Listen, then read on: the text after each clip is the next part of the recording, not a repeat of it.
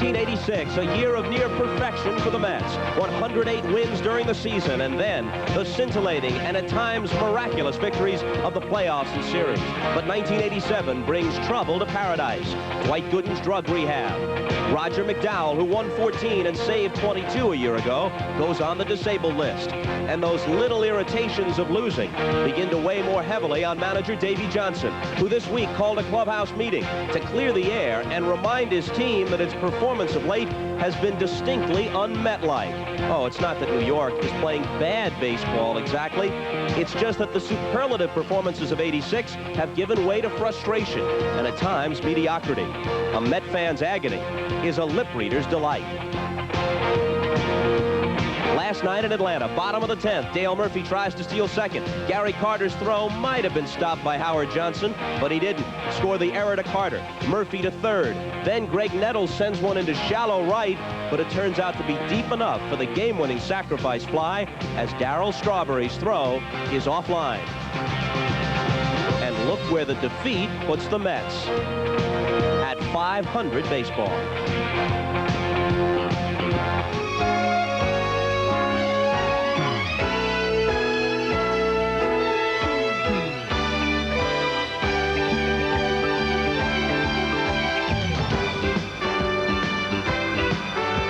National Broadcasting Company, now in its 7th decade of bringing you baseball's memories. Baseball's milestones. Baseball's majesty. And baseball's magical moments.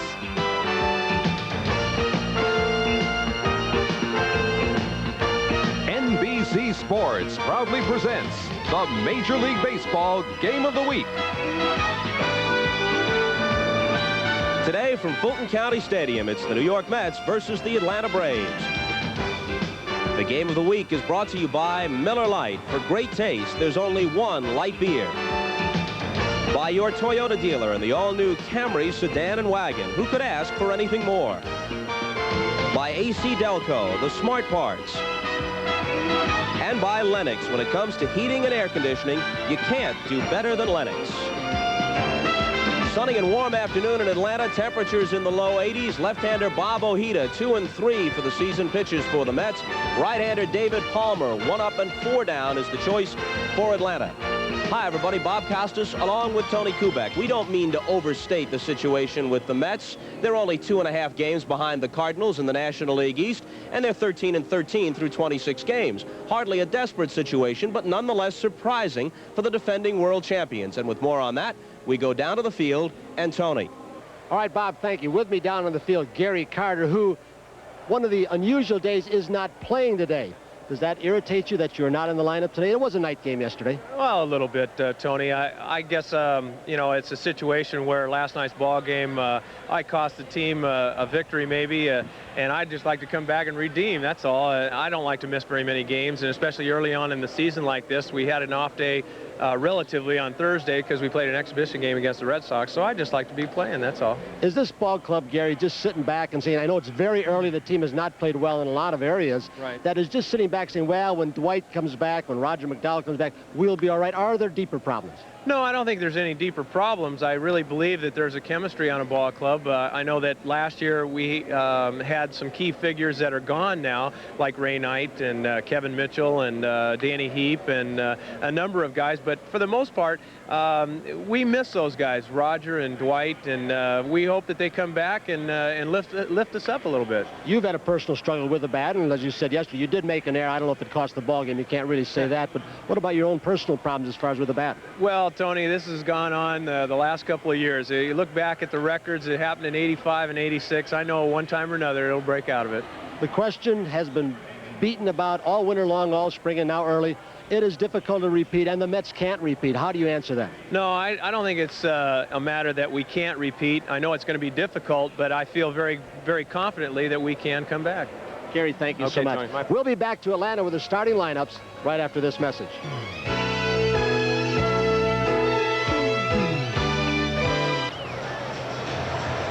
In his first start of the season, David Palmer had a 3-0 lead at Shea Stadium against the Mets, but Dykstra and Strawberry homered against him, and eventually the Mets came back to win 6-3.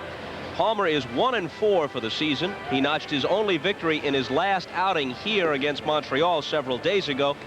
Worked only 5 innings, but was around long enough to be the winner in a game the Braves eventually won 10-7. He faces this lineup. Dykstra has got an 8-game hitting streak going and is up to 307, the leadoff man. Backman at second base, Hernandez at first, Strawberry the cleanup man. Mookie Wilson goes to left field. There's nothing wrong with Kevin McReynolds, but Wilson with a right-hander going. And with McReynolds having played last night, and he'll play again tomorrow, day game after a night game, and Mookie was 2 for 4 last night. They get both Dykstra and Wilson in there. Howard Johnson at shortstop, where he gives them certainly more offense than Rafael Santana, but shaky with the glove. Dave Maganin is at third base. Barry Lyons will catch with Carter being rested, and Bob Ojeda pitches. Behind David Palmer, a defense that wasn't supposed to look like this over the last winter. Ramirez and Hubbard in the middle of the diamond. That was supposed to be Andres Thomas at shortstop and Damaso Garcia at second. They are both injured, disabled. Hall in center field. Murphy moved to right. He won a Gold Glove presented to him just before the ball game, but he's in right field now. Motley just called up. Deion James had been playing center field, Bob, but he's got a little muscle pull in his chest. Oberkfell having a good year offensively and defensively. Ozzie Virgil, who is playing much more enthusiastically than I've ever seen him last night, cheering when he threw a runner out, hit a big home run. I think Chuck Tanner's rubbing off on him. The middle of that infield, both Ramirez and Hubbard were on the trading block all winter long and through spring training, but then the injuries to Thomas and Garcia made Bobby Cox and Chuck Tanner hold up a little bit. They've got to hang on to the veterans at least until Thomas and Garcia get back. Simmons is way in at first base as Dykstra settles in. Oberkfell the same at third, but Dykstra went deep over the center field fence at Shea the last time he faced Palmer. About a 425-foot home run that had people talking about corked bats and the like. And they've also cheated in at short and especially second base because he drags the ball and pushes it.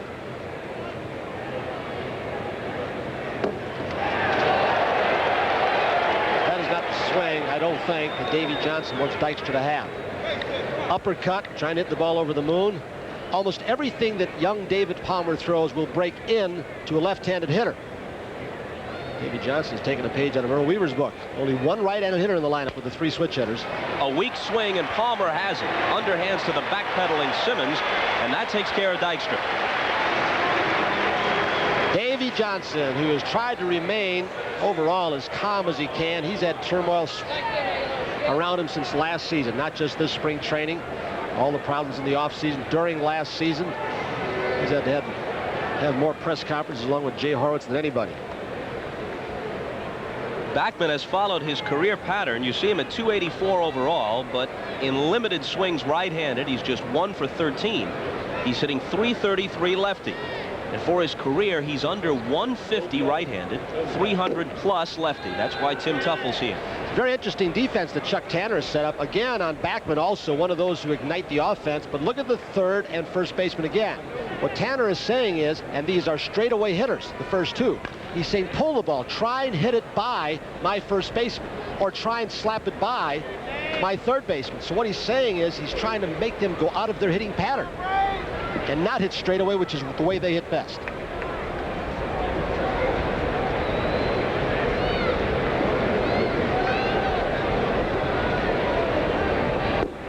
Breaking ball at the knees, a called strike. Charlie Williams is the plate umpire. Crew Chief John Kibler at first, Bruce Fremming at second, Jim Quick at third. And he taps the curveball back to the mound. A couple of assists for Palmer to get things started. And I would imagine, Bob, after last night's ball game, the umpires got together, had a little talk, because Darryl Strawberry with Jim Quick behind the plate. Strawberry argued, struck out on a bad pitch from the left-hander Zane Smith, and then threw his bat high in the air, which I'm sure is an automatic fine. And I think the umpires have said, hey, look, we're not going to take much more. We're a little aggravated with some of the antics of some of these Mets players. The guy behind the plate, Charlie Williams, is the only man ever to eject Steve Garvey. It's like being the guy Will Rogers didn't like. Hernandez 3 for 4 last night. His average at .276 with 4 home runs. David Palmer has had elbow surgery twice. Once a tendon re-sewed. That didn't work. Then he had to have the Tommy John operation. The tendon transplant from his wrist to his right elbow. The C indicates that Keith Hernandez has been named the Met captain. It happened this week. First captain in the history of the club, which is astonishing to me. I would have thought a Choo-Choo Coleman or a Rod Keneal would have been designated by Casey Stengel. Are you kidding me? Anybody but surprise. Marvelous Marv would be surprised. 2-1. Of course, Gary Carter is another leader on the club, and his teammates were kidding him yesterday. They taped an A to his uniform to indicate that he was the alternate hockey style. That's out of play. And it could have gone either way. In fact, Davey Johnson said he considered naming Carter and Hernandez co-captains, but he thought that would just add to confusion. You might have factions in that case, players going to one or the other. Breaking ball, got him. Boy, did he change speed well in his off on his breaking ball. 1-2-3 first for Palmer, and we'll return to Atlanta in a minute.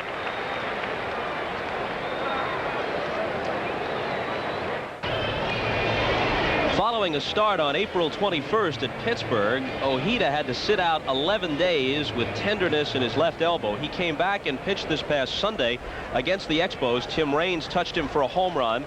He worked 5 decent innings, gave up only 4 hits, walked nobody, and struck out 6. And they took him out after 5 as a precautionary measure. He was the losing pitcher as the Mets dropped it 2-0, and his record fell to 2-3.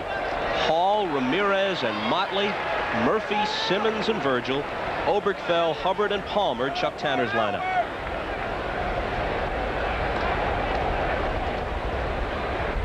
Behind Bobby Ojeda, McReynolds not there, Carter not there. They've got speed in the outfield, and a lot of it today. How good will the inner defense be, with the exception of Hernandez? That is a question mark for this ball club.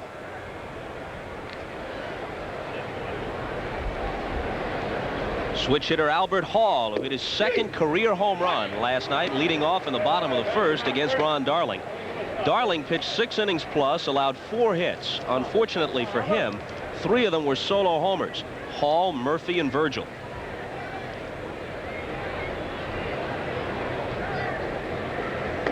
Before his injury, Deion James had been sizzling up to 343. He'll sit out probably this entire weekend. Braves leading the National League in on-base average, but they're leaving a lot of runners stranding, hitting into bunches of double plays.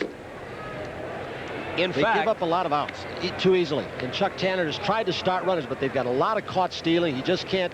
Tries to hit and run instead of straight steal, and they're getting caught.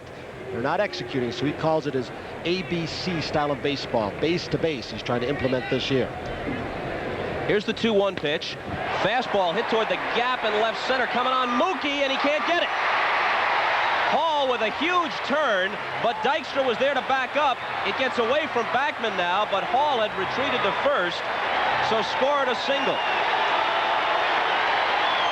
That ball, when it left the bat, appeared to be better hit than it actually was, and Wilson did not get a good start. He froze for a second, and as he comes on, he can't quite make the play. I think 3 things happened to him. First of all, he was playing much too deeply for Albert Hall and Davey Johnson. That's one of his pet peeves, that his outfield plays too deep. They can't get him in. Even Bill Robinson can't.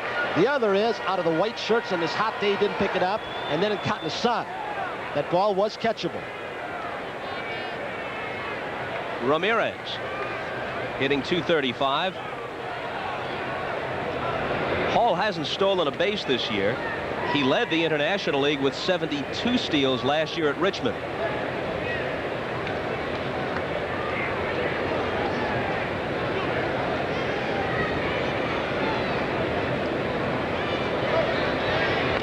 Ramirez bunts. Ojeda can't get it. Magadan does. Successful sacrifice.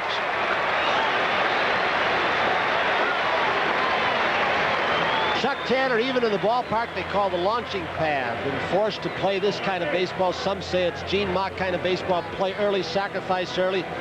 Magadan, they know he's going to hit. What about his defense?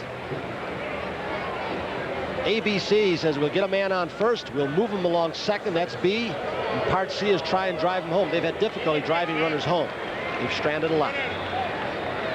Less than 2 years ago, Darryl Motley hit what proved to be a game-winning home run in the 7th game of the series between the Royals and Cardinals. Got it off John Tudor to send Kansas City on their way to that 11-0 victory in the deciding game. But shows you how the fates can change quickly in baseball. He soon found himself not only gone from Kansas City, but out of the majors. They just recalled him from Richmond after Ken Griffey went on the disabled list. I wonder if Darryl Motley is one of the kinds of players who is such a hard worker and so dedicated that he overworked with the weights and tied himself up after that fine year platooning for the Royals. Got too tight. The bat speed was no longer there. It's 17 homers in '85.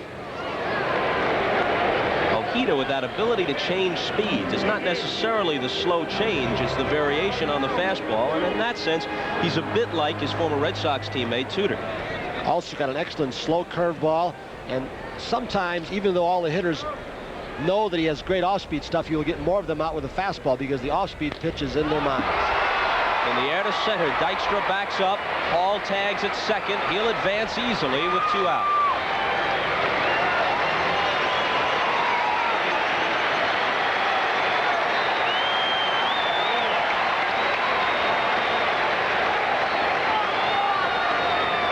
Two bases open for Ojeda with 2 outs. Murphy, the slugger, up.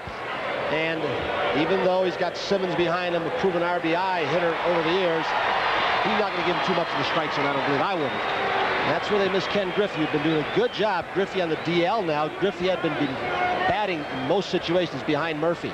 Try to protect him. Half of his 6 homers for the year at New York's expense. Ball 1 low.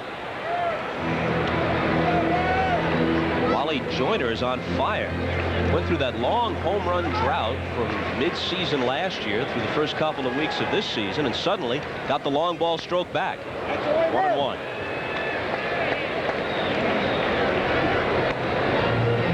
Murphy doesn't run like he used to. A few years ago he stole 30. Last year swiped only 7, but his steal of second was a key last night in the 10th. Carter's throw got past Johnson. Murphy moved to third with 1 out, and Nettles brought him home with the sac fly. The 1-1. That's the way, Murph. Let him be. Just low. Most sluggers learn to be disciplined hitters. Dale Murphy, that's always been a problem, especially against right-handers with good breaking stuff. He gets himself out more often than the pitcher does by going after bad pitches. As you see, Ojeda has never gotten him out. 3-1. I would be surprised if this is a strike. And if you were Murphy's manager, how much outside the strike zone would you want him to go? I'd want my manager to be the Ted Williams kind of hitter. Don't swing at anything but a strike, no matter how much it'll drive the runner home. That wasn't close. First and third, 2 out for Simmons.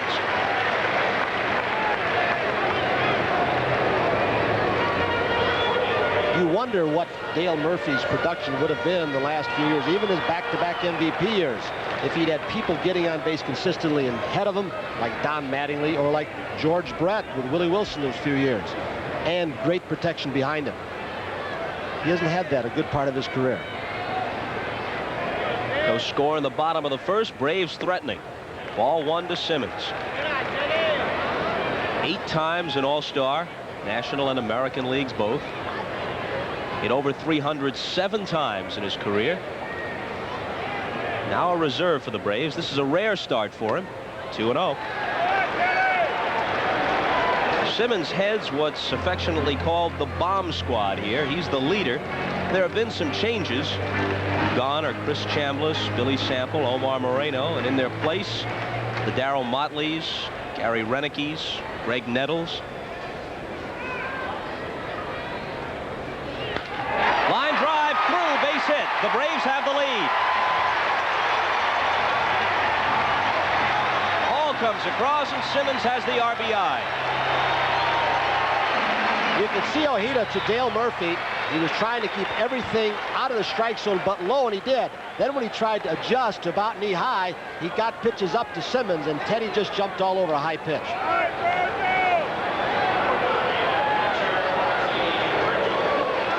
This Atlanta team, Bob, is improved, I think. Last year, they were just so futile in every department, and they just signed Doyle Alexander. They just re-signed Larry McWilliams, the left-hander. Hope he might come back. He's in the minor leagues. They've got Dave Collins, released by Montreal, down on the farm. So they are improving. They still got a lot of age on this ball club. Ball one to Virgil, who really tattooed one against Ron Darling last night.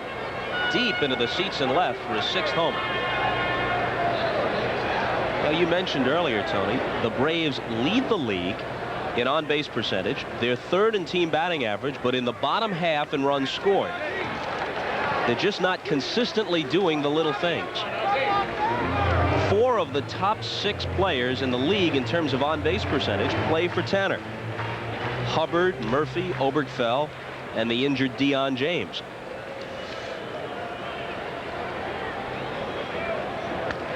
Foul back. So the Ducks, as they say, have frequently been on the pond, but too infrequently have they come swimming home.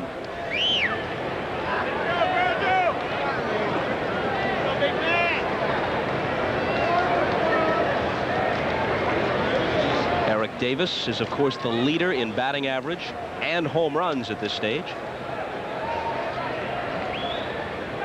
Big change, way high.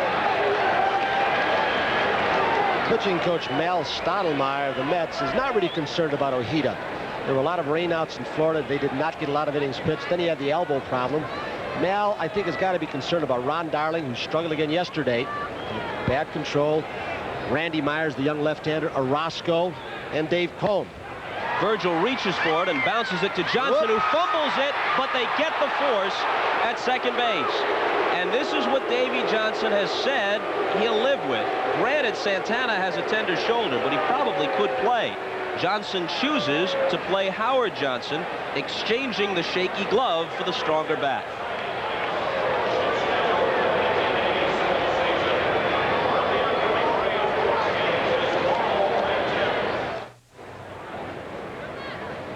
We go back to July of last year at Shea. Immediately after a Gary Carter home run, David Palmer hits Darryl Strawberry with both ball and glove, and all heck breaks loose at Shea, one of several brawls the Mets were involved in. In that case, you can kind of sympathize with Strawberry. He was the obvious target. He hadn't done anything. Palmer had been touched up by Carter, and Strawberry was just unfortunate enough to be the next hitter. Swing and a miss at the curveball. Strawberry homered off Palmer in their earlier meeting this year at Shea.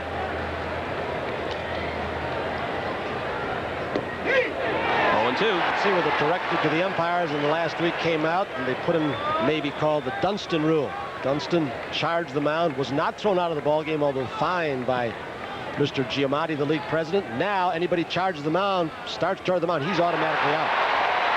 3 breaking balls, and Strawberry is sent packing. Second strikeout for Palmer. Well, the straw man had a tough time last night with an old nemesis, Zane Smith. Tough left-hander with a sweeping breaking ball. Darrell's 0 for 14 lifetime against him, and Palmer starts him with a K.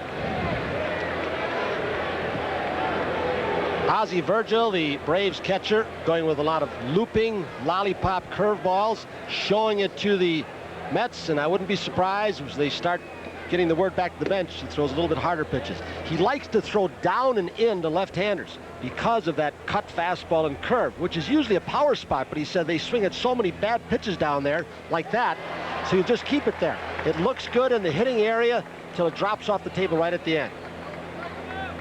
Usually the pitch a left-handed hitter can leverage the most is the one down and in, really drive. Fastball at the letters, a called strike.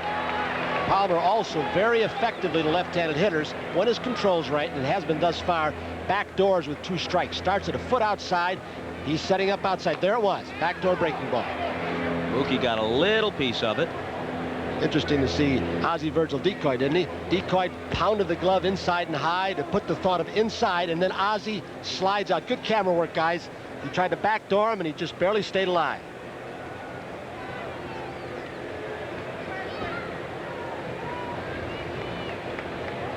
The 1-2 pitch. Bouncer foul.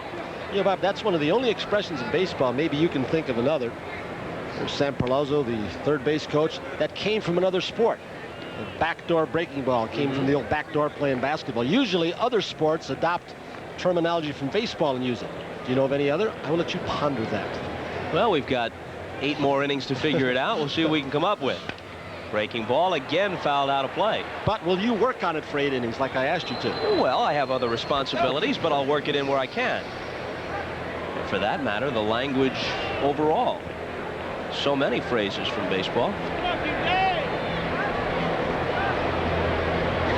Another 1-2 pitch coming. Fastball way outside. Palmer was 11-10 a year ago. Had 14 no decisions and pitched well in many of them. Off to a slow start this year at 1-4. Curveball, did he commit himself? Yes, he's gone. 3 straight strikeouts for Palmer, and we go to New York to check with Marv Albert. Marv? All right, Bob, and at Fenway in Boston, our pregame guest, Wally Joyner, broke out of a recent slump, connected with 2 men on to the first against Al Nipper. 8th of the year for Joyner. Angels lead the Red Sox 3-0 in the second. Back to Bob and Tony.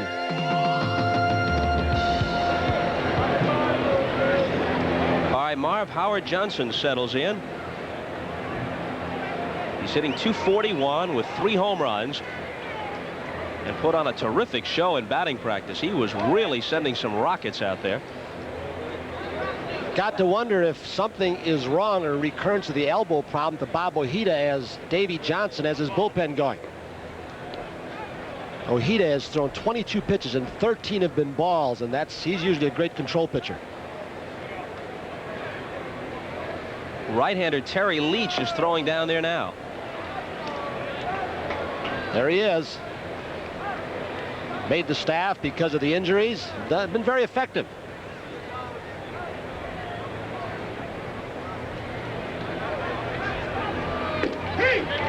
Got the outside corner with a fastball. 2-1 to Hojo.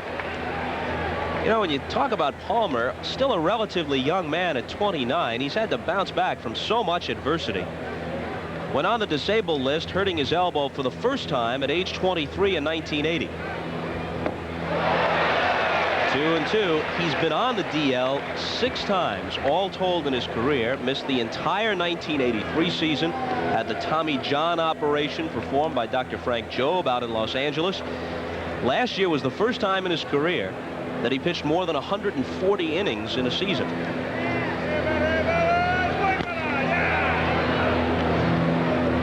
I can think of only 2 other right-handers that I can recall who did the same thing as Palmer. Everything they threw broke into a left-hander. Hal Renniff, a relief pitcher with the Yankees and other ball clubs, and Dick Donovan, called him turkey neck. Everything broke in to the left-handed hitter. Palmer's the same way. And why did they call Dick Donovan turkey neck? The 2-2, full count. Well, come on. You had to see him.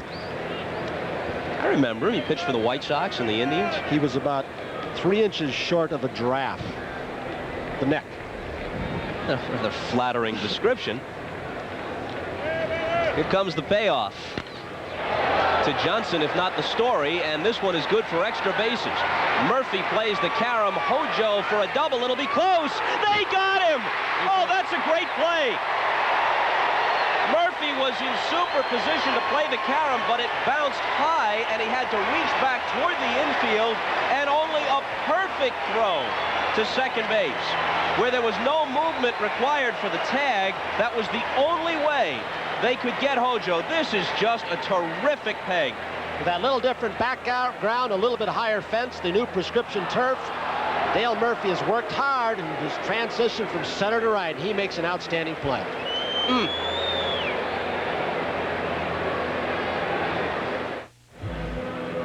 Well, Dale Murphy had to do everything perfectly, get a good jump, play the care, make a great throw, but I think Howard Johnson, you see him accelerate halfway between first and second. I don't really believe Hojo thought the play could be made. He thought he had double, almost standing up. He didn't really run as hard as he might have out of the batter's box, not like Pete Rose always does. And now a bigger story. Terry Leach is in. Ojeda, we're told, first felt a little discomfort in that left elbow, which had bothered him earlier in the season while warming up today. He worked just 1 inning, was touched for a run, and now Leach, who pitched an inning last night, he worked in the 9th and struck out 2.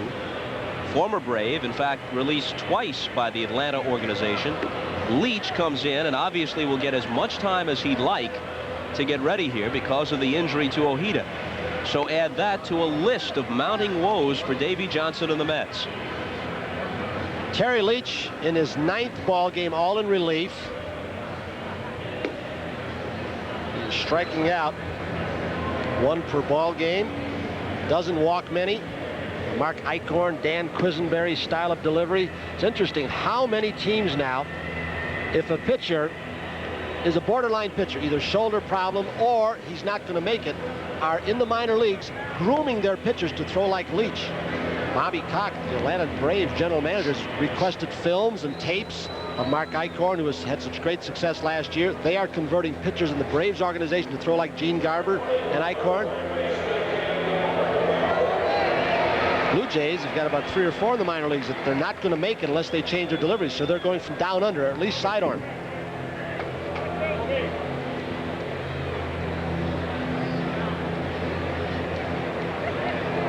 Oberkfell, Hubbard, and the pitcher Palmer now in the last half of the 2nd, with the Braves in front 1-0 and Ojeda history. He got through 5 innings in which he worked effectively against Montreal in New York on Sunday. But it didn't work out for him today, 2-0. An interesting conversation with Jim Fregosi, the manager of the White Sox, about a week ago, I guess, last Sunday, and he was talking about pitchers who have great changeups, which Ojeda has. He said their mechanics are usually bad and at least the sore arms. Talked to Mel Stottlemyre about it yesterday. Mel said, I don't believe that. He said, I guess it could happen. So 2 pitching experts differing. Fregosi thinks bad mechanics leads to bad arm. Don't know if it's the case with Ojeda. Ojeda does have a short prior history of elbow difficulties. This is an extra base hit possibly for Oberkfell. Between Hernandez and the bag, it caroms away from Strawberry. Obi is content with a leadoff double.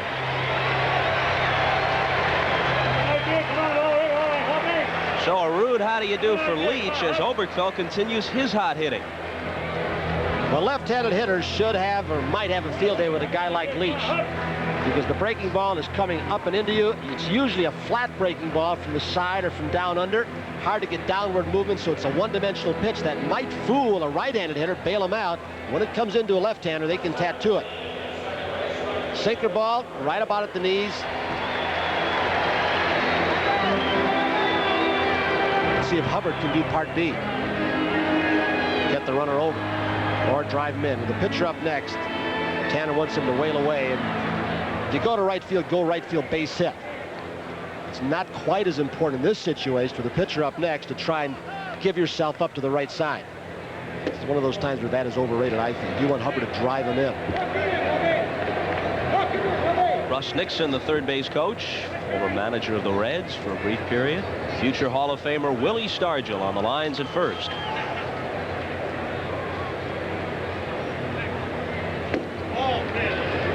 Inside 2-0. I started to say about Ojeda when he was with the Red Sox late in the season in '84. He had a stint on the disabled list, also with elbow soreness, so there is some prior history. Maybe not enough to call it chronic, but enough to be concerned. At the knees, says Charlie Williams, 2-1. That's the pitch a guy like Leach has got to get. He's either got the hitters to swing at the one, knees are just below, or get that pitch from the home plate umpire. If he doesn't get it or they don't swing, he's got to bring it up to mid-thigh high. You tattoo guys like this. Leach deflected it. Backman gets a piece of it. Oberkfell will stop at third and score a hit, of course, for Hubbard.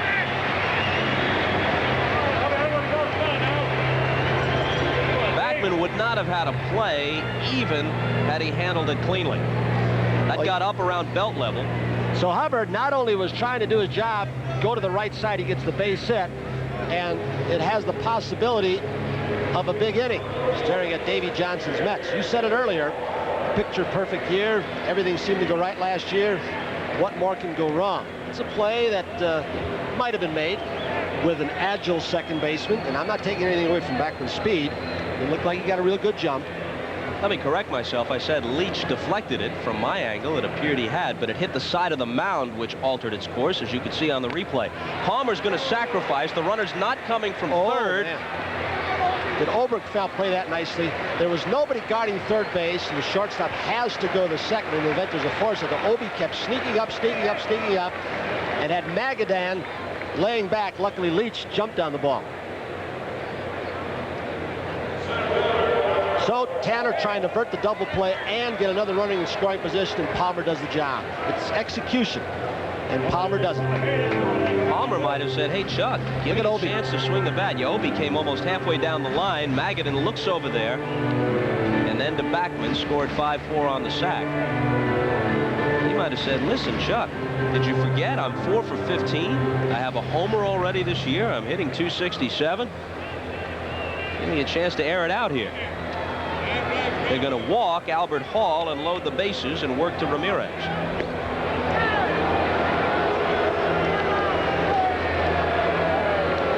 Well, Thomas or Garcia disabled, one middle infielder. Andres Thomas disabled, another mid infielder. Mike Fishman, the only one, and Davy Johnson knows this, he's just been called up, could go in and play in case Tanner elected to pinch hit this early. Because Ramirez is a good hitter. Doubtful they will pinch it this early with a lead.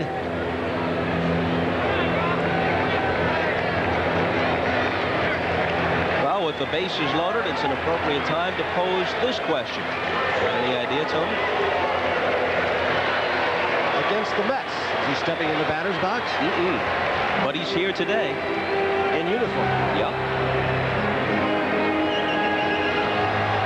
Davy Johnson. You got it.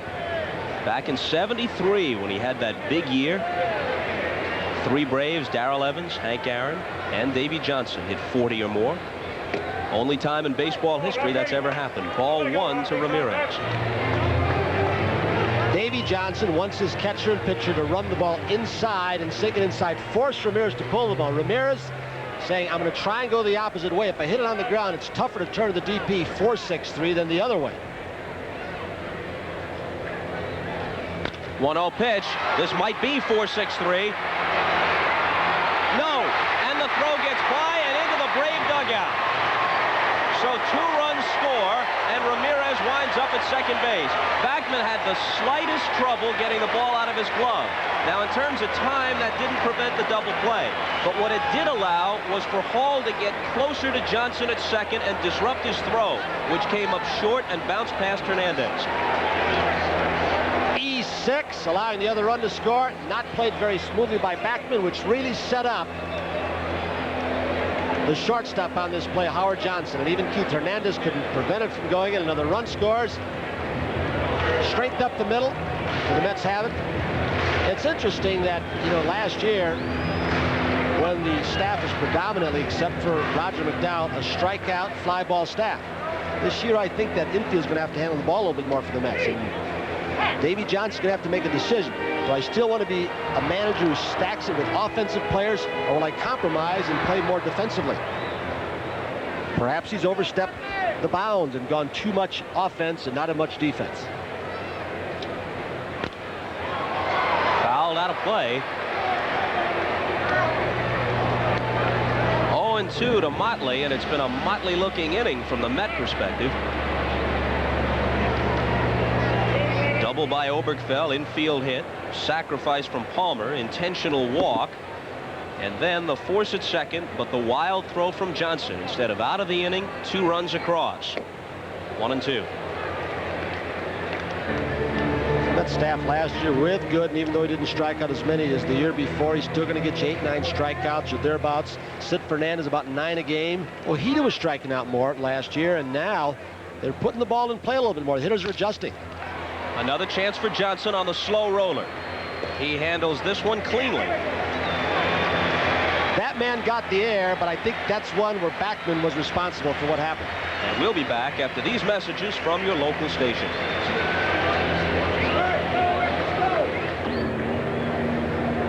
While most of us look forward to the weekend, it hasn't been the case for the Mets. I think this is more just interesting trivia than anything significant. They've lost their last 7 day games as well at various times during the week. And they've lost 4 of their last 5 at present.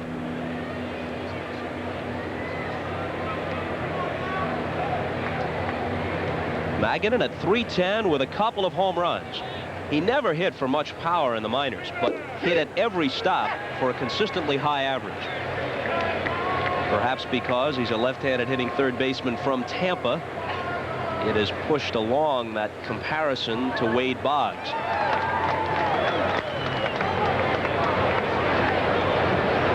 There are some similarities, although obviously Magadan's going to have to do some incredible things for 3-4 years before the comparison is truly apt, but there are similarities in their swing and their approach. Magadan, like Boggs, with an exceptional understanding of the strike zone. Their batting stance is not identical.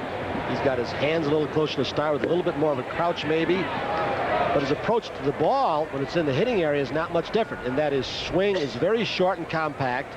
If you pitch him inside, belt higher up, he will either slap the ball the opposite way, inside out it, and then if it's doesn't have a lot of stuff on it, he can pull the ball. He waits, which is what Wade Boggs does. I don't know if he waits as long as Wade and has as good a bat control. Only the test of time will show that. Magadan spent the early portion of the season on the DL with a lymph node infection in his right arm. Spoils the 2-2 pitch. He had cat scratch fever. I said, what in the world is that? He said, my wife's cat scratched me, took it for granted. I said, it went, got a fever. I said, we've had the cat declawed since then. He isn't going to scratch me anymore. He's had a relapse too, he said, but it's just going to have to take its course, the doctors tell him. Full count, and of course his anthem now must be the tune Cat Scratch Fever by one of your favorite artists, Ted Nugent. Right. The Motor City Madman. One of my favorites. He's up your alley. Walked him. Plays CDs in my car day and night. So Magadan works Palmer for a walk. The first Dave is allowed. At the age of 23, Palmer with the Expos had a career record of 16-6. And an ERA of 2.7 in his brief big league career to that point. Since then, with all the injuries and the half-dozen trips to the disabled list, he's 34-34 since that time with an ERA of just under 4. Lyons fouls it out of play. Barry can be dangerous. He's hit a couple of home runs this year in just 12 at-bats.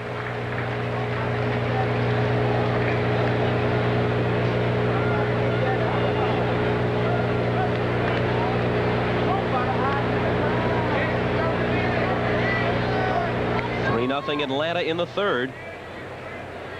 Breaking ball swung on and missed.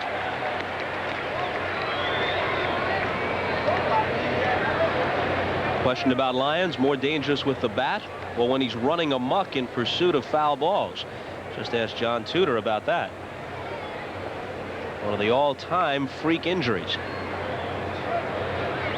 Another curve, he reaches for it softly into left, and Motley's got it. There was a lot made that there was tremendous animosity between the Mets and the Cardinals that Lyons could have stopped. By some of the comments were made since then. Even the PR directors got into it. Since then, Lyons and Tudor, I believe, have talked, and Tudor has no animosity at all. He said, hey, look, it was a freak accident. He said, maybe next time I want to try and prevent you from injuring yourself, though. Tudor may not be back the rest of the year. There are optimistic reports out of St. Louis, but boy, sounds like a severe break. Oberg fell in looking for the sacrifice. Pitch is low. Meanwhile, Joe McGrain comes up from Louisville and pitches exceptionally well for Whitey Herzog's Cardinals. A shutout the other day. Is this an indication right here that Davy Johnson's bullpen's been a little bit overworked and ineffective? Even though it is early, he's down by 3. The man on, he's letting Leach bat. Randy Myers has struggled. Orozco has struggled. He didn't want to burn out the bullpen this early in the year. McDowell ahead of schedule. McDowell will be pitching a simulating game, I believe, Monday. He's been throwing on the side, threw a little bit more today. Just want to hang close till they get Dwight Gooden, Roger McDowell back. And Gooden is tentatively scheduled to throw for Tidewater on Tuesday. That's not definite, but Tuesday is his likely start there against the Braves Farm Club, Richmond. They talked about this magical matchup in the minor leagues. Guidry and Gooden. I don't think it's going to take place. Sam Perlazzo with Bud Harrelson off the third base lines in the dugout as a dugout coach, assistant manager to Davy Johnson. Leach squaring on the 2-1 pitch, and he bunts through it again. Virgil is contending that Leach interfered and tipped his glove with the bat.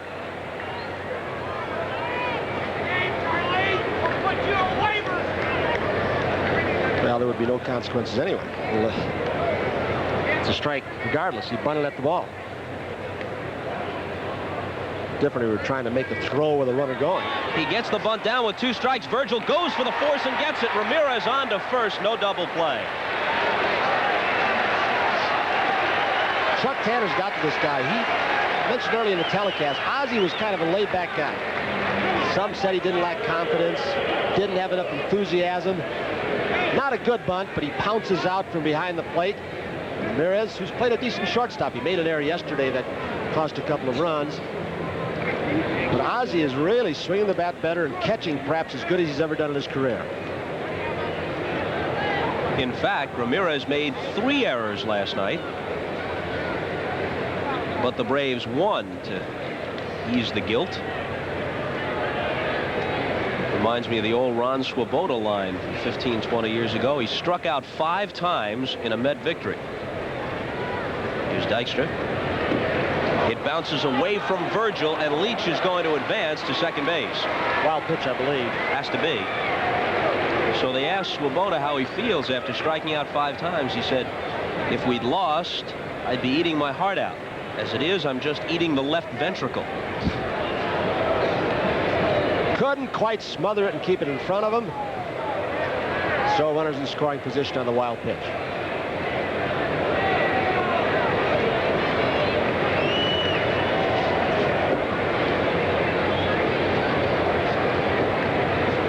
Lenny, who bounced to the box his first time up. Curve in the dirt. Speaking of Ramirez, Sam Mealy, the former Twins manager who now works for the Red Sox, spent several days following Atlanta around. The Red Sox have shortstop problems. Romero there at present. Owen has been benched. They might consider Ramirez.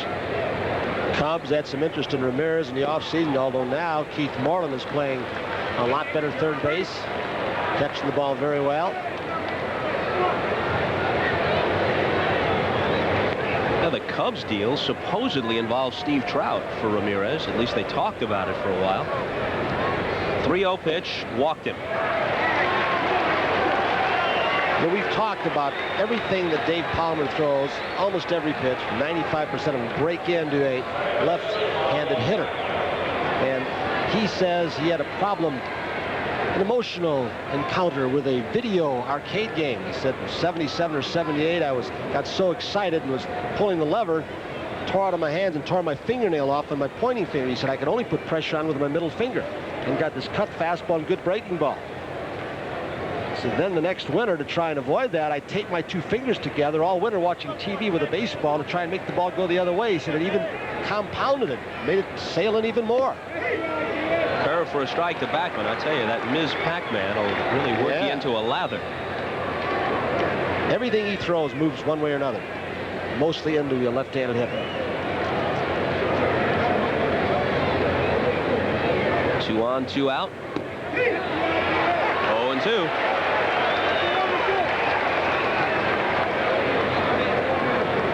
Palmer to this point has not thrown what you would call a conventional fastball from a right-hander that has a slight tail or even a sink or a little riding action.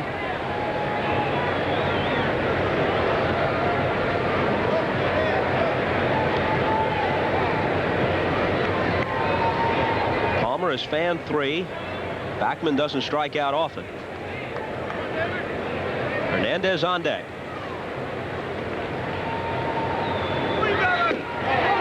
Just off the outside corner.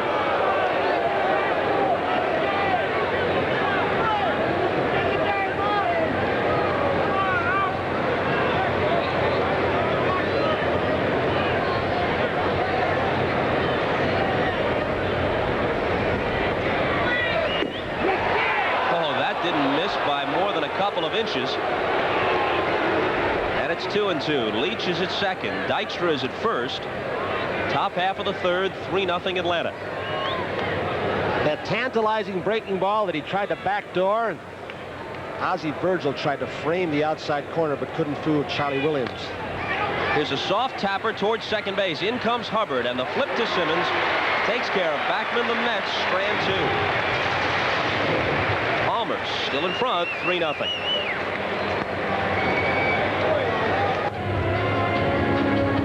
Hot on the heels of Leonard Hagler, the middleweight division is heating up. Tomorrow, the heavy hitters are in full swing, starting with NBC Sports ringside.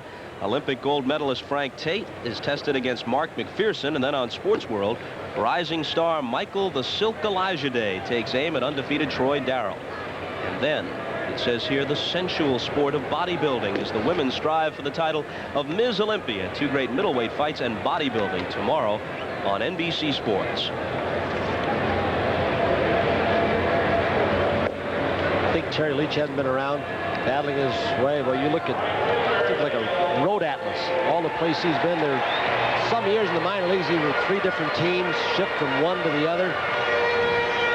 Come up with this delivery to try and salvage a major league career. Not only make some money, but get that time in the pension plan, which is so important to many players, unless they're salaried players and coaches.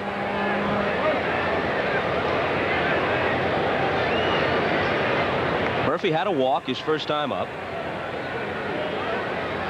Bottom of the third, 3-0 Braves. Tony, can a guy be 23 and win the Comeback Player of the Year award? Brett Saberhagen's on his way, isn't he, at this point? Well, he's 5-0 so far for Kansas City. Cy Young Award winner at 21. Awful year the following season. Grounded down to third. Here's Magadan. And that takes care of Murphy. And today in Cleveland, Saberhagen, with that 5-0 record, is perfect through 5 innings. He's retired the first 15 men he's faced. He is a much more serious young man than he was in the World Series, League Championship Series that we televised, where he was mugging at the camera, spent too much time in the banquet season. Got a little flippant, he even says. I got a little overconfident, didn't work hard enough. Saw him throw the other day, and he was throwing the ball 92, 93 with perfect control. And a good breaking ball. Goes to the left side. Leach knocks it down and gets him at first. Right there is where some players, pitchers especially, are saying they can tell, whether it is or not. I will not get into that discourse again, that the ball is lively.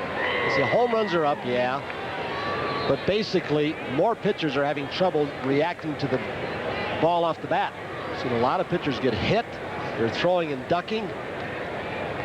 Balls are getting by them that aren't hit that well because they can't react to it. Ball 1 to Virgil. And there have been a lot of comments again made by a lot of managers and players saying it's got to be lively. In fact, yesterday before the ball game, the entire Mets coaching staff was talking to Frank Cashton on the Rules Committee. He's their general manager, that they think the ball is lively. Get your ball down. Make it be your ball. 2-0 to Virgil, who was a disappointment coming over to Atlanta a year ago in the deal that sent the reliever Steve Bedrosian and the outfielder Milt Thompson to the Phillies. But he's played well for them, as you said, Tony, so far this season. That's the idea, Oz. 3-0. Oberkfell next. Right there. Right down the middle. Let her rip. The Braves are 13 and 15, 6 back of Cincinnati and San Francisco in the West. Mets 500, 13-13, 2.5 back of the Cards, who lead the East. 3-1. In the American League, Milwaukee's now lost 4 in a row. They're 20-7, lead the Yankees by 2.5, Toronto by 3.5. In the West, Kansas City by percentage points over California and half a game over Minnesota. Walked him with 2 out. Seattle's a game over 500, and they're just 1 off the pace in the American League West, so Dick Williams must be doing something right there. And with Milwaukee, Bobby, I guess that's life. Riding high in April, shot down in May. As Frank Sinatra once sang, which I know you do. As you well know, Tony, all of us at one time or another have been a puppet, a pauper, a pirate, a poet, a pawn, or a king. And so much for that subject. Here's Oberkfell, who doubled past Hernandez at first in the 2nd inning. A frame that saw the Braves score twice. He lines it to center, and Dykstra, in his tracks, records the 3rd out. 3 complete in Atlanta. 3-0 Braves.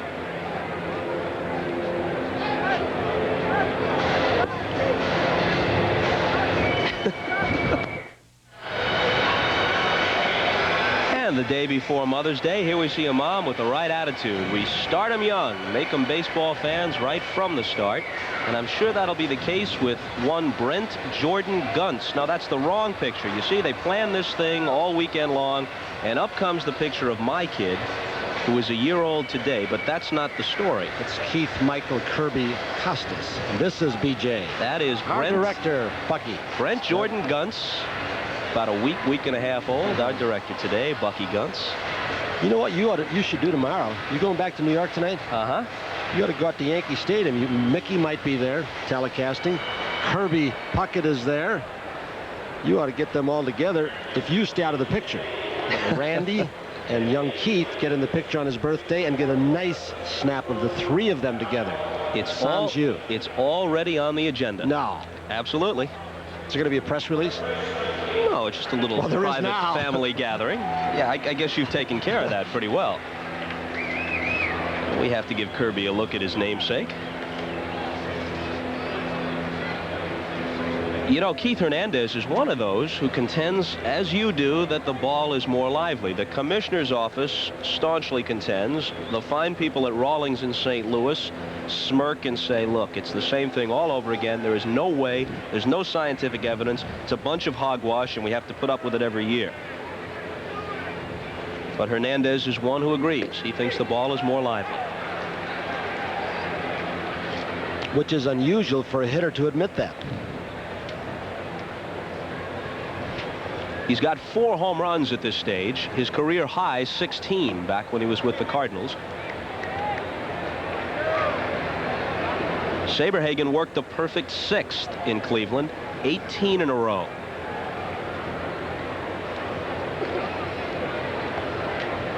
One pitch, out of play. Mets are a very sluggish ball team. It's been that way since coming out of spring training. Defensively, doesn't really show up in the air. It's balls they're not getting to, base running, bases they're not taking or trying to take when they shouldn't. Davey Johnson has had his tough meeting already. Will probably have more. Hernandez has fanned twice. He came in today as a hot hitter. Palmer has tied him up. 4 strikeouts overall for Dave. I think that's one reason, in kind of a quiet way today, Davey Johnson took Kevin McReynolds out, even though he's been hitting the ball very well, and Gary Carter. Carter was a little upset, tried to be very diplomatic before the ball game, but he said, I wanted to play. McReynolds kind of laid back, and I think it's Davey Johnson's way of trying to shake the team up. He's tried other ways already. Strawberry struck out to start the 2nd. That one's on the outside corner, 0-2. One of the first pitches that Palmer has thrown that is tailed away from the left-hander. There is Kevin McReynolds. They got him for stability on the club and to play left field, not just to play against left-handed pitchers. Darrell doesn't like the backdoor pitch. They won't take a lot from him. Umpires are very testy coming out of spring training this year. And when Charlie Huff gets thrown out, first time in 22 years the other day up in Toronto, Bobby Valentine, who's fired with back-to-back throwouts, the umpires are tested. They're not going to take much. He backdoors it. It was close. Darrell had moved up closer to the plate since his last at bat, still didn't feel he could reach it, but he very peacefully went back to the dugout today. So Hernandez and Strawberry have each fanned twice. Mookie Wilson grounds this one up the middle. It's the second Met hit. Look out. He's thinking about two. And after a wide turn, he holds at first. Had it been a one-run game, he might have challenged Albert Hall. A good base runner. A man who stayed relatively quiet. He thought he should be playing regularly every day this year. Davy Johnson likes to keep his bench fresh as he can. Use the whole bench over the long haul, where you need the bench over 162, and the bullpen. And the bullpen could be a problem.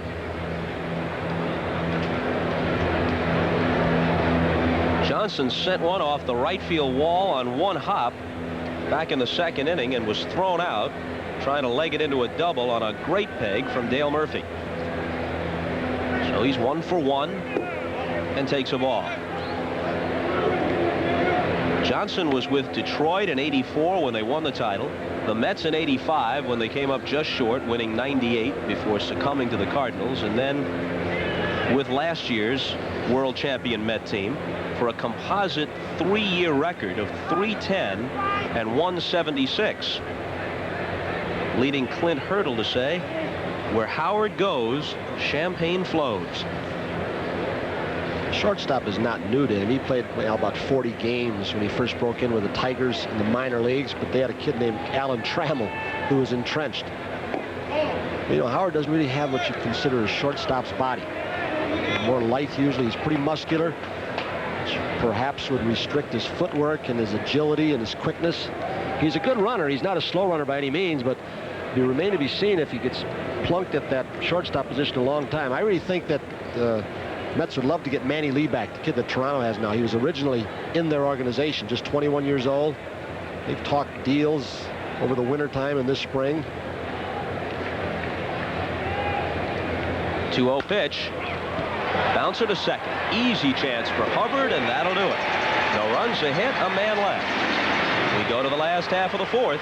Still 3-0.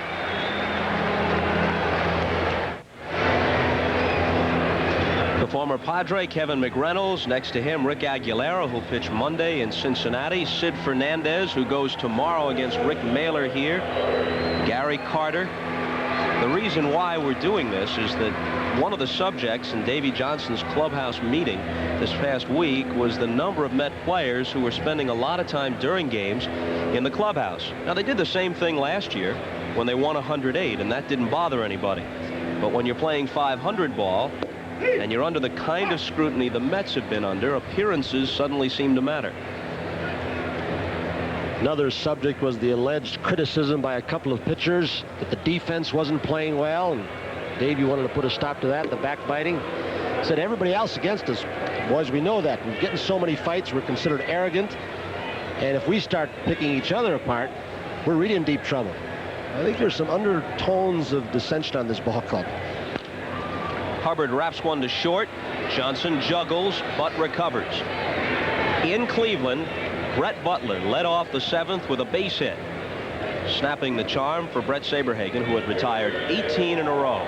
Saberhagen still leads the game at last report 3-0, trying to take his record to 6-0. That Royal staff is still a good one. Quisenberry back now in the stopper role over the last week. He struggled all last year, but with Danny Jackson, Gubaza, Bud Black started a game for the first time in a year the other night. Palmer taps one foul. You know, we've heard so much about Bo Jackson, his awesome talent.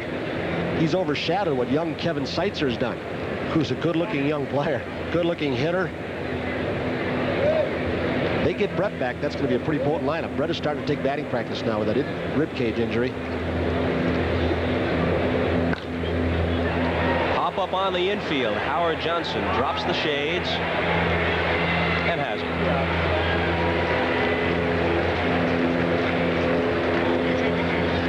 This Mets team also, you know, the innuendos being thrown about that there may be others on the ball club that have drug problems. Frank Cashin, a little bit irate before the ball game, saying, he says, coming out in the papers, these things get started, you can't stop them. And he very simply said, he said, it's a reflection on me. He said, there is a fine imposed by the commissioner if we know of somebody who has drugs or using drugs in our ball club and we do not report it to the commissioner's office, there can be a fine of $250,000 to $500,000 against the ball club. He said, if we knew of any or suspected any, we would come out and say it. And he said, I don't like the things that be thrown around about our ball club, and he's very upset. As he put it, if someone wants to say they feel another Met player is involved with drugs, we'd rather not hear that, but we have no objection to that. But if they say that we know about it and we aren't taking any action, that is what annoys Cashin. Annoys is an understatement. He claims he has no knowledge, that the organization remains vigilant on the subject, but they have no specific knowledge of any Met beyond the Dwight Gooden problem at present with a drug problem. A line drive to right for Albert Hall, who is now 2 for 2 with a walk. And with 2 down, we could see some movement. Trying to get in scoring position for Ramirez. Chuck Tanner, on his lineup card, has the release time of every pitcher on the Met staff and every team they play. He knows whether that pitcher is quick to home, how quick they are to first base. Al Monchak, one of his honchos who sets the defense, one of his coaches, lists them all. Leach with that delivery, not really quick to home plate. They may test Barry Lyons' arm.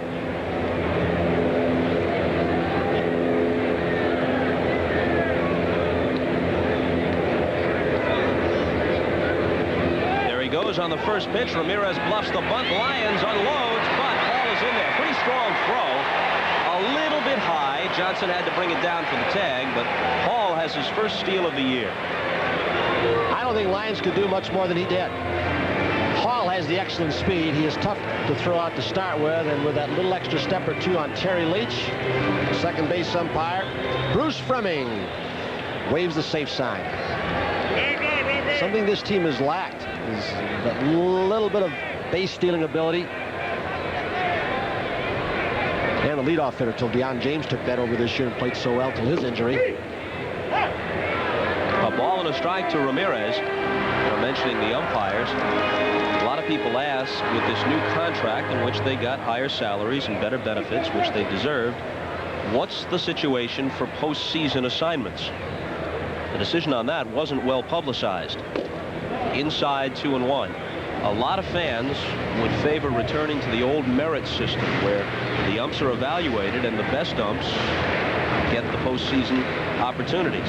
They didn't do that. They're staying with the rotation system, which has been in place for the past several seasons, and that's going to irk some people. Well, I believe that goes back to the commissioner's decision. Commissioner Uberoth, a few years back when he tried to avert it, a strike during the league championship series, and that was the setup the umpires wanted at that time, and it stood.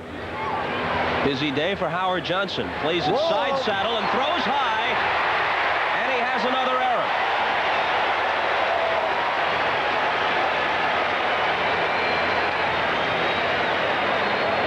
You give any kind of team the extra outs. Now, even if this error does not cost a run this inning, there are going to be extra hitters come up later on. So those who say, hey, errors don't lead to that many runs in the course of an inning, they might not directly. But indirectly, when you get to the 8th and 9th and the big hitters come up for that extra at bat, instead of 27 outs in a 9-inning game, you give them 30 or 31, and then the plays you don't make, it ends up to 33 outs. It'll come back to haunt you, and those runs could be earned at the other end. This pitching staff to this point for the Mets is not the powerhouse staff that it was last year. The starters who've done the best job for them so far this year are set for the next 2 days. Fernandez tomorrow, Aguilera Monday in Cincinnati. Motley, a strike at the knees.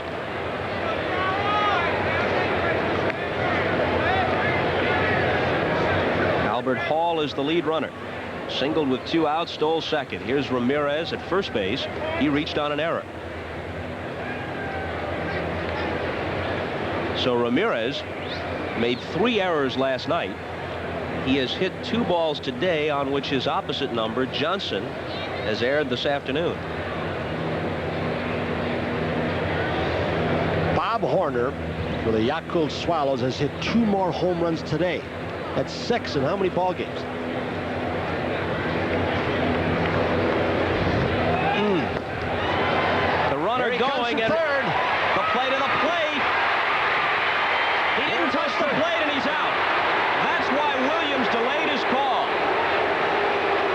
actually beat the throw, but he had to go around Lyons, and he missed the dish, and then lunging back, Barry puts the tag on him. So they try the double steal. The Mets throw through, but nail Hall at the plate. Back after this from your local station. On this play to end the fourth, Ramirez does not get a stolen base. Davey Johnson asked them to throw through. Backman to cheat toward the pitcher's mound to shorten the throw. And it looked like the runner off third, Hall, was going to make it safely. In fact, he looked like he might have just caught the edge of the plate as he slid away from Barry Lyons' tag. But the plate umpire, Charlie Williams, said he missed the plate. Hall didn't argue, so perhaps he did slide the foot over the top. Watch Hall's right leg. That would be the one that might have grazed the plate. And what happened right here, Bob, is very simple. It came close to touching it. The good angle was by Charlie Williams, but by blocking the plate off as Lyons did, he disrupted the slide. The foot popped up, so Barry Lyons does a good job blocking the play, and Backman unloaded almost a strike back to him. Magadan grounds a fastball down to second base on the first pitch of the fifth, and Hubbard throws him out. That's an unusual scoring decision because it wasn't as if they were actually giving second base to Ramirez. They might have taken him and made the tag, but here by the block off, Ramirez loses a stolen base because Hall did not touch the plate, or so says Charlie Williams. It's an official score's little judgment call there, I believe. He was actually past the plate and Ramirez was in. So they weren't exactly passive as far as Ramirez was concerned. Strike call to Lyons. Our man up in the booth, Steve Horn, was on the phone at 6 o'clock this morning to Japan. They're 12 hours or so ahead of us. And Bob Horner's game today for the Yakult Swallows against the Hiroshima Carps had ended. Horner was 2 for 4 with 2 more homers. He's 7 for 11 in Japan, and 6 of those 7 hits are home runs. I believe the Japanese baseball record, I know it's held by Sadaharu Oh for homers in a single season. I think it's 55. Obviously, at his present pace, Horner would hit about 155. Randy Bass had a bunch of home runs going for the record last year, and they refused to pitch them over there. He walked something like 8 times the last time he out.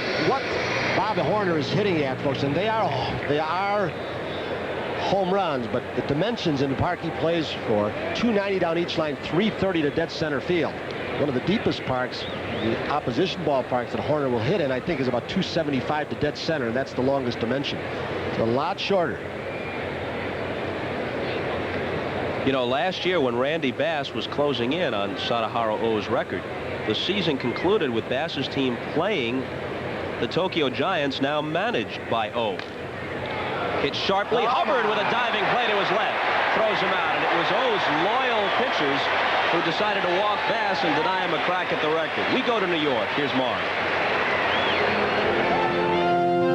Thank you, Bob. In Boston, with relief man Steve Crawford taking over. First pitch to Von White of the Angels, connecting for a 3-run homer. Now 7-1 California in the fourth. Incidentally, Bob, I enjoyed the baby pictures earlier. Do you have anything from the Costas wedding album that you might want to share with us?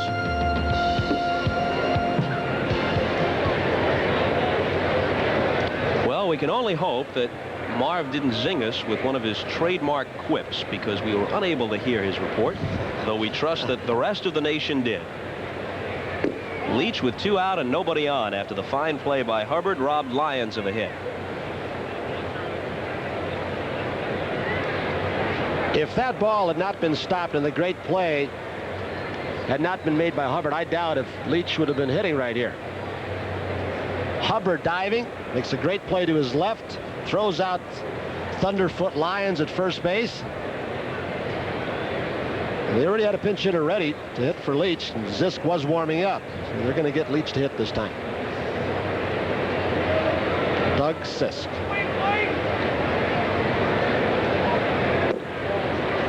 As opposed to Richie Zisk, who's a hitting instructor now. Former Pirate outfielder. So that covers it. You think they're happy, Bobby Cox, that he didn't get rid of Hubbard? The injuries they've had in the middle of the diamond? You think David Palmer is happy about walking Terry Leach, who is one bad-looking hitter on 4 pitches? Third walk that David Palmer has given up. He struck out 5. Chuck Tanner has some pleasant memories of the city of Atlanta.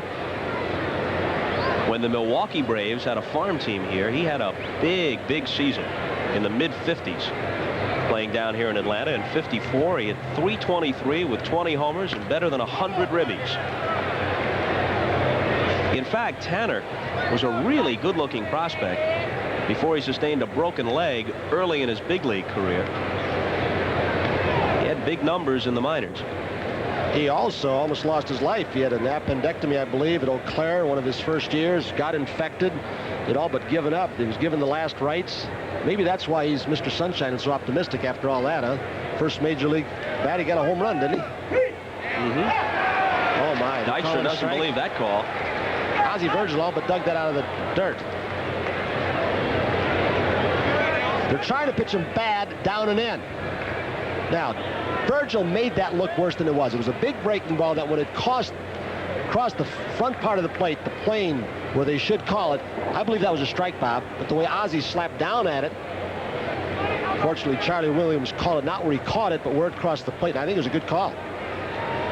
It's the kind of pitch, if you're going to hit it solidly, you're going to pull it foul. You try and steer it fair, you jam your shaft, break your bat, or hit it weakly. It's the perfect spot. 0-2 to Dykstra, who's bounced out and walked. Got him. He tipped it, and Virgil held it. Now Lenny contends that it skipped in the dirt. No, he's coming back. They asked Bill Robinson, the first base coach, said, hey, Charlie, check with John Kibler at first base. And Kibler gave the safe sign, indicating that the ball was trapped on the ground, that it did bounce. So Bill Robinson picked it up, and John Kibler made the call. Really alertness by Bill Robinson at third. Ozzie Virgil tries to steal this. Oh, yeah, definitely bounced. Dave Palmer tried to do a little acting job, walk off the mound, and I'll tag him. Bill Robinson may have made that call. Another 0-2 pitch, and that misses. You know, looking at the replay, it definitely bounced. What I'm not so sure about is that Dykstra tipped it. It looked on the replay as if he missed it completely, which would have rendered the whole thing moot.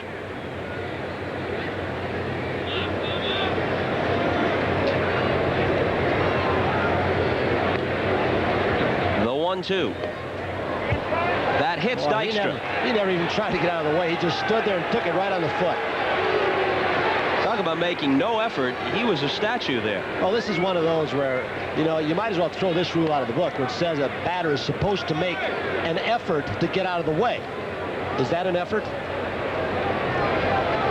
Now, there was a famous play involving Dick Dietz. Harry Wendelstadt was the plate umpire, and this was when Don Drysdale had that lengthy consecutive scoreless inning streak going, where he broke Walter Johnson's record in 1968 or 69. And the Giants had the bases loaded in a game against the Dodgers in the 9th inning with nobody out. And their catcher, Dick Dietz, was hit by a Drysdale pitch, and Wendelstadt said, no, come back. You made no effort to get out of the way. And Drysdale wriggled out of the jam and got another shutout. Is that the first time in history that it's ever been called that way? The only time I'm aware of. Same with me. Backman now smacks one down to Hubbard, and that's that. A walk, a hit batter, but the Mets strand 2, and it's still 3-0.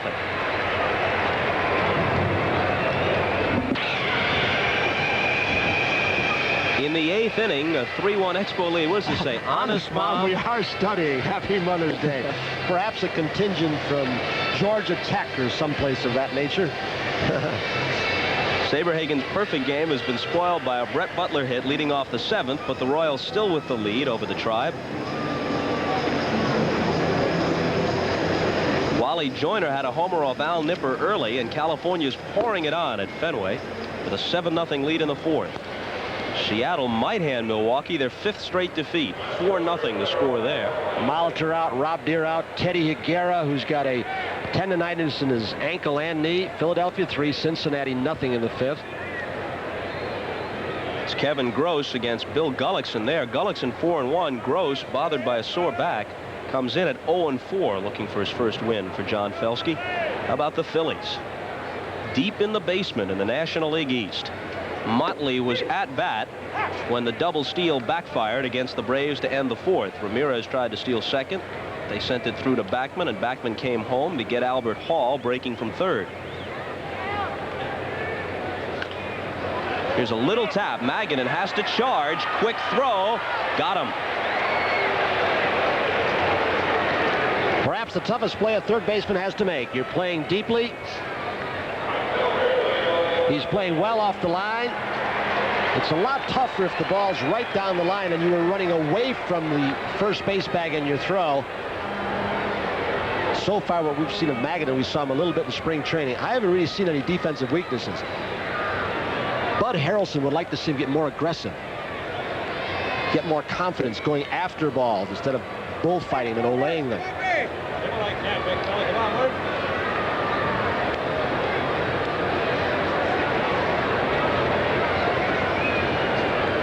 Murphy with Simmons on deck.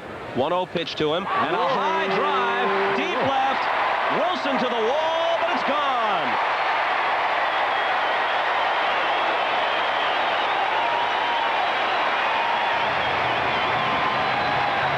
Number 7 for Murph.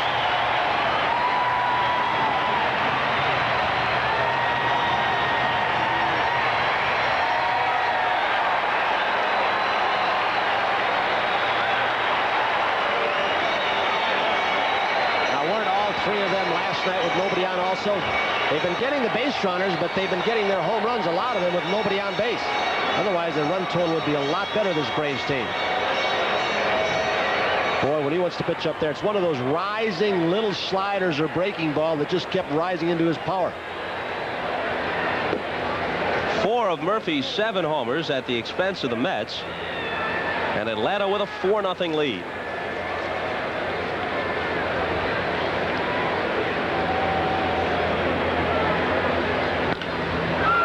Simmons grounds one to Backman. Wally has lots of time. 2 out in the 5th. Dale Murphy loves to get his hands out and extended.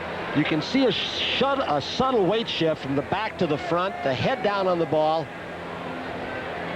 Oh, if he would ever learn to swing at only strikes, huh? What he might do. I mean, he's doing enough now. I mean, he's a great player now. Oh. He gets in those streaks, or anything you throw up there, right-handed, bounces, and he's wailing at it. Virgil taps one foul. He sent that one in the general vicinity of where Chief Nakahoma used to reside. But he was evicted, TP and all, several years ago. And the decline of the Braves from champions of the National League West to their present rebuilding stage can be directly traced to that fateful move. How could you do that to Nakahoma on the inside corner for a strike? I guess about the same way they could do it to the Parrot in Pittsburgh the other day, suspend him without pay for interfering with the umpires on the field. But this is a little more permanent. Nakahoma's gone forever. Well, the Parrot occupies a lower spot in the pecking order when it comes to mascots. That's high. I have to admit, the guy they have here now is pretty good. They call him Homer the Brave, which is nice. He prances around. He doesn't have any permanent little house. He just circulates around the ballpark. 1-2 with 2 out and nobody on.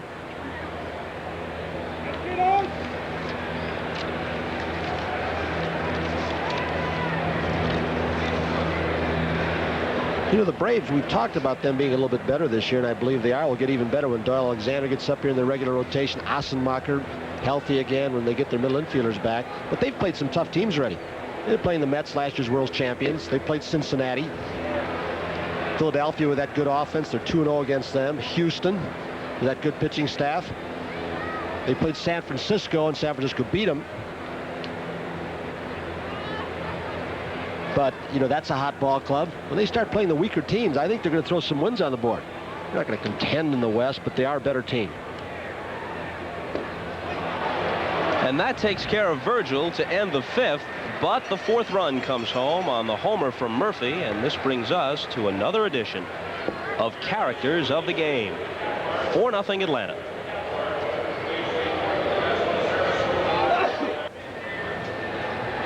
Murphy's heroics, both with the glove as he threw out Howard Johnson at second base and most recently with the bat today, bring to mind a question we posed just about a year ago on the Game of the Week. If you were with us then, maybe you remember the answer. Murphy won back-to-back MVP awards in the National League in '82 and '83. There have been 9 back-to-back MVP winners combining both leagues, and there's 1 for each position if you count the 3 outfielders as being able to play any one of the 3 outfield spots. 1 and no more than 1 for each position. Back-to-back MVPs. We'll let you think about it. Well, I know them, so I'm not going to blurt this out. I'll bet you don't remember all 9. I'm the one that originally gave you the quiz. Now you're rehashing this material. I'll tell you, it was Bobby Cox who, when he managed here, took Dale Murphy and moved him from catcher to center field. And then Chuck Tanner and Bobby Cox decided to move Murphy to right to take some of the strain off him now, as he's putting a little age on him, having to cover the gaps. Hernandez has struck out swinging twice against Palmer. Curve misses. We're in the 6th, 4-0 Atlanta.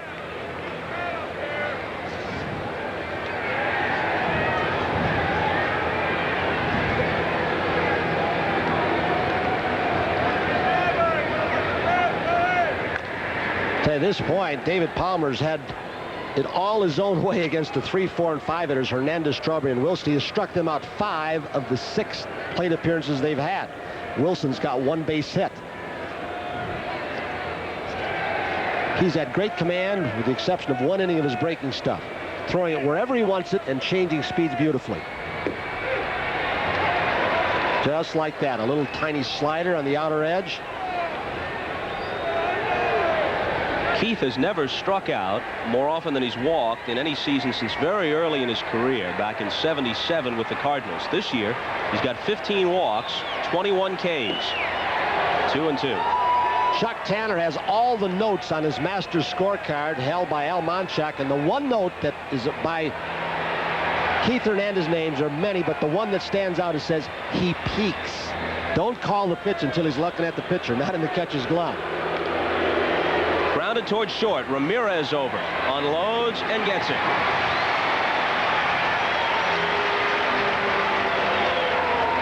Rafael Ramirez, even though with the errors yesterday, as you mentioned, he's much more confident defensive player because of this infield. They lowered the entire field 1 foot. They put in this prescription turf, which has great drainage, all new dirt. Used to be where not only this ball club hated to play here and take ground balls, but visiting teams would not take ground balls on this infield. It was so rugged. They used to have motocross races here a month before the season. Bobby Cox stopped that. He had the new field put in. Cox thinks the defense is an important part, and it would help his team out and his pitching staff.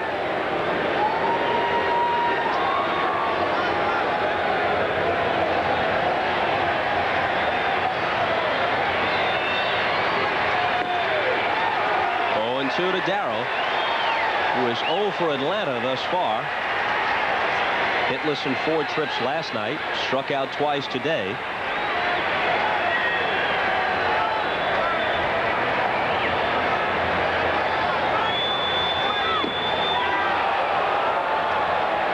Palmer went outside with the fastball and almost clipped the corner with it.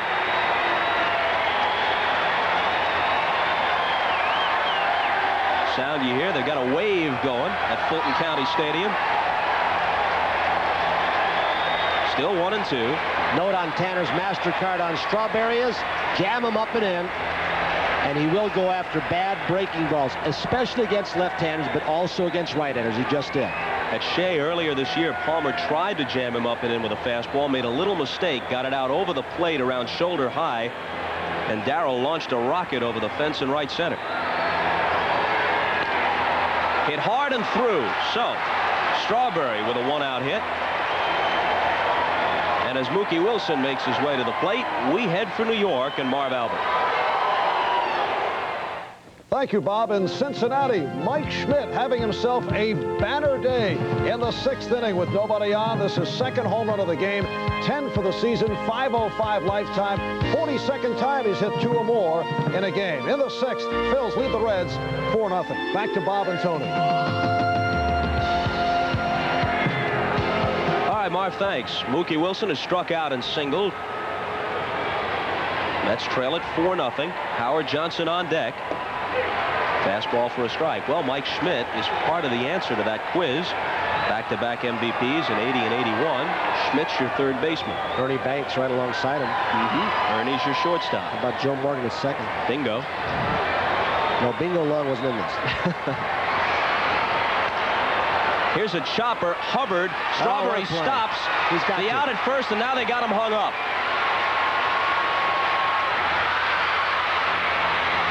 One or two too many throws, but that's all the strong man could do. If he gives himself up, what he should have done was slid hard into Hubbard and knocked him over so he couldn't make the throw to first base. But he was hung up either way.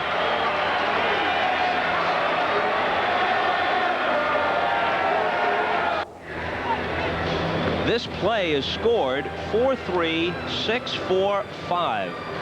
Right here, about the only thing Darrell could have done was slid as hard as he could once he had the ball and try and knock him out, just as you would if you're trying to break up a double play second. Getting out of a rundown or pickle in this situation is all but an impossibility on a major league level. Jackie Robinson or Pee Wee Reese and Phil Rizzuto could do it. It seemed like at will. So now Leach, who has been in there since the second, in relief of Ojeda, who left with more problems with that left elbow.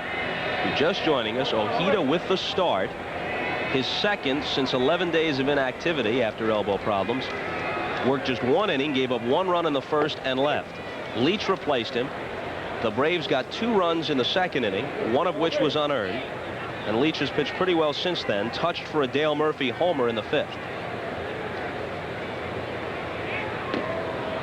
That floats outside to Obergfell. Of course, as always, we'll name the NBC Miller Lite player of the game later on.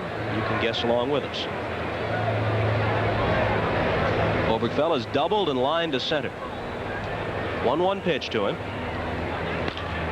Hit hard, and he's 2 for 3. He came in batting .347. He's been in a streak since coming out of spring training where he just never has a bad swing. He has seen the ball well, and he's on everything. When Eddie Haas was the manager here, they wanted Obergfell because he is not a small guy. He weighs about 190 pounds. He's strong. Haas wanted him to try and pull the ball more and hit home runs. So one spring training, he had Obergfell trying to pull everything foul. Well, it really messed him up. Foul to the right side, pull it.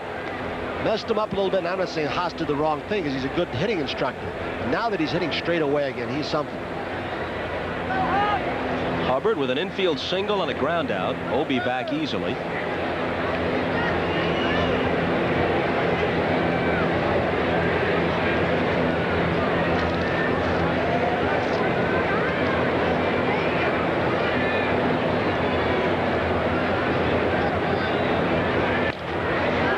Double play ball. 1, 2.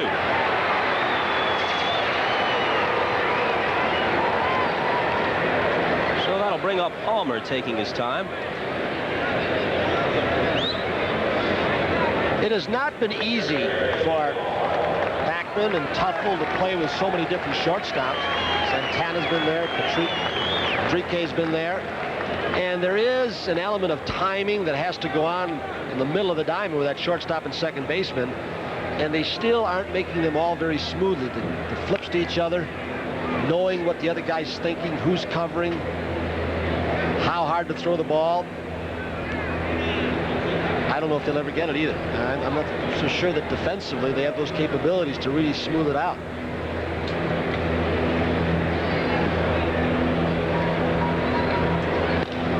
Palmer wraps one down to Magadan. And the Braves are gone quickly in the 6th. We'll be back after these messages from your local station.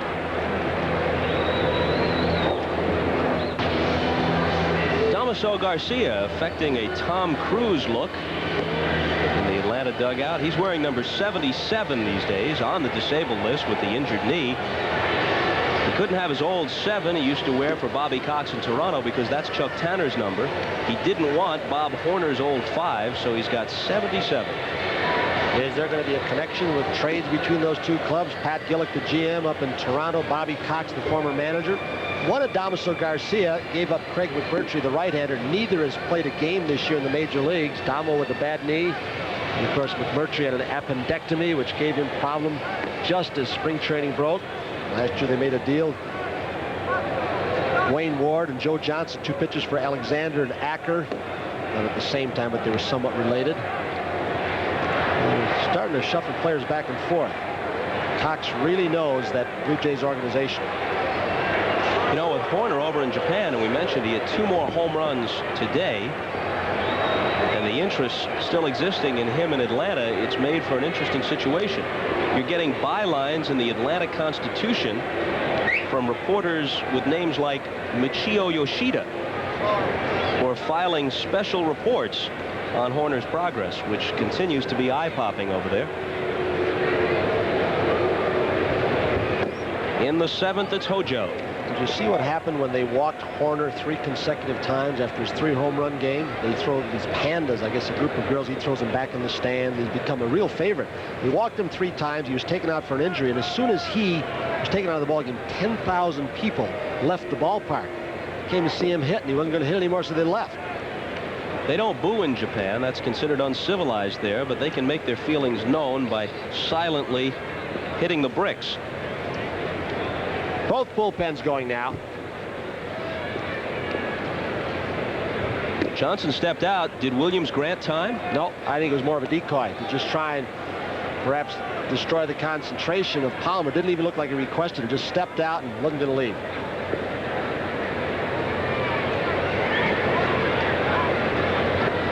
Doing it again. 3-1.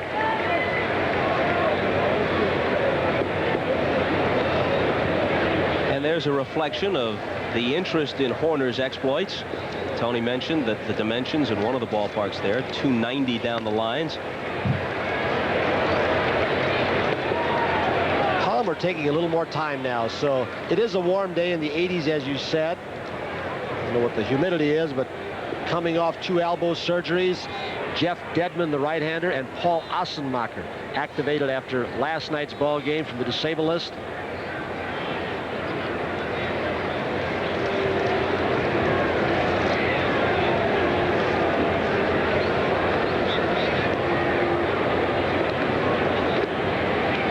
Johnson with Magadan on deck and then Lyons scheduled in the 7th.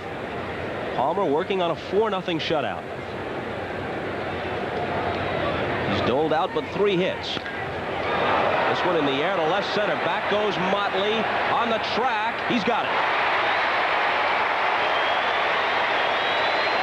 Darryl Motley, who was it years ago in high school in the tournament, held Danny Ainge. He's out in the Washington area. To less than double figures in points. You wouldn't think that little guy with Ainge about 6'4" or 5" could do that. Ainge now turned the Milwaukee Bucks up with a 30-point game the other night. He's struggling a little bit now. The ball is up. He doesn't have quite as much on the ball, David Palmer, and you can see the results. He thrown 11 ground ball outs, including the double play in the 6th. So he's had everything pretty much down in the strike zone.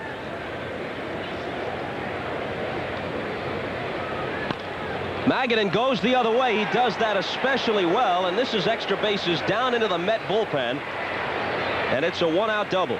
Again, a pitch up and in, more belt high, but he hits the ball that well the opposite field when it's up in the strike zone. If that ball's down where Palmer was the first 5 innings, it's a ground ball, either left or right side. He's got that sweet inside-out swing. He can take inside pitches and serve them out that way. No break, almost looked like a backup slider. Started the bite, no bite to it. He went the other way with it, but it's up in the strike zone again, just like the pitch to Howard Johnson was. Magadan has 9 hits since coming off the disabled list, and 7 of them have gone to left field or center field. Bruce Del Canton, the new Braves pitching coach, with Johnny Sain being notified, I guess during spring training. He'd be a scout now in Chicago looking at both teams. Right now Johnny Sain is helping Larry McWilliams, the left-hander, try and get back on the beam in case he gets called up. Lee Mazzilli is in the on-deck circle as Lyons bats here with 1 out. Mazzilli will bat for Leach. Speaking of McWilliams, he was pounded on Thursday night in a Southern League start. He's pitching at the Double-A level. It's one of those contracts at Pittsburgh, I believe, has still got to pay him $3 million over the next 3 years. Guaranteed. They sign those checks with a smile, don't they? Steve Kemp is still getting paid. He's tearing up Triple-A League. He is still getting paid. Lee Mazzilli. Doug Sisk in the Met pen.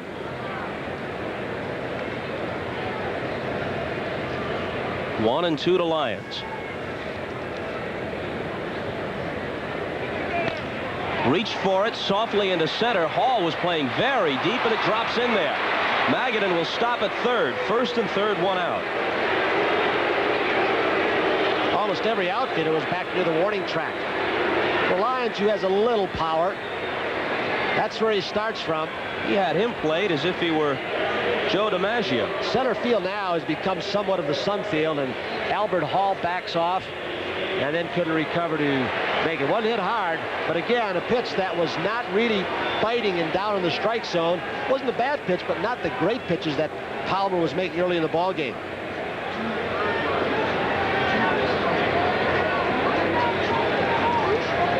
So here's one of the game's most effective pinch hitters, Lee Mazzilli.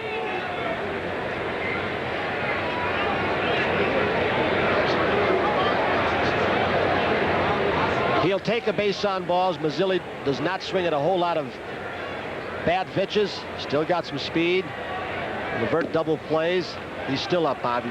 Boy, you could take shots of him. I don't know if it's the legs have gone tired, and that's why he's got the ball up. Can't really get down to push off.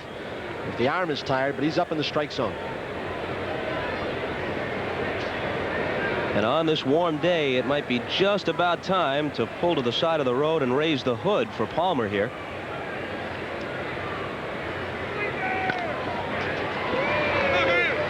But Chuck Tanner's looking ahead in the lineup. Dykstra, and then the switch hitter Backman, and then Hernandez and Strawberry, another switch hitter. So there might be pinch hitters for Dykstra, maybe even for Backman, but he's got Assenmacher ready. He's looking down the lineup now, and he wants him to get through this inning. So when he brings in Assenmacher, it's going to be to Hernandez and Strawberry, at least, and maybe Dykstra too. Of course, the Mets have Carter and McReynolds on their bench today. And Tuffle, a pretty good hitter. The rest are Santana and Patrique. Tuffle won a game for them about a week ago with a pinch homer against the Expos, so he is really loaded up from the right side today. Well, Mike Scott threw a two-hitter at the Expos last night for his fourth win. Montreal bounces back and beats the Astros today. 1-1 pitch. Foul ball. Foul ball. No play. And Dick Wagner, the president general manager of the Astros, they're booing, but it was obviously foul. They are very upset, Wagner and Helen here, that they think Mr. Giamatti, the National League president, is watching Scott because of his pitching against the Mets last postseason play. Just in case Simmons is going to turn and throw. He knew it was foul too. He thought he would try to steal a call. Talking to Eddie Vargo last night, a supervisor of umpires. He's here again today, and he said, we're not picking on Scott or anybody else. Mr. Giamatti said he just hates cheating. Giamatti, you're never going to stop it. It's been going on forever. Well, I would imagine no one ever cheated on a term paper at Yale.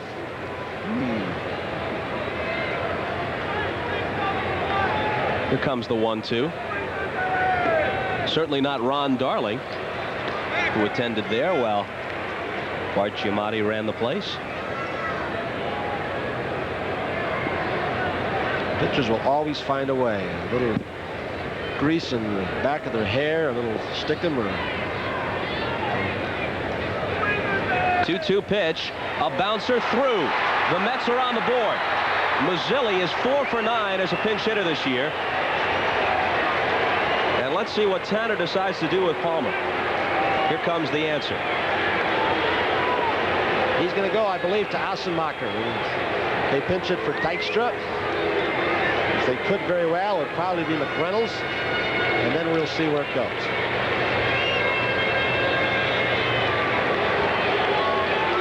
Palmer gave him a strong 6 1/3. He receives an ovation as he heads for the clubhouse.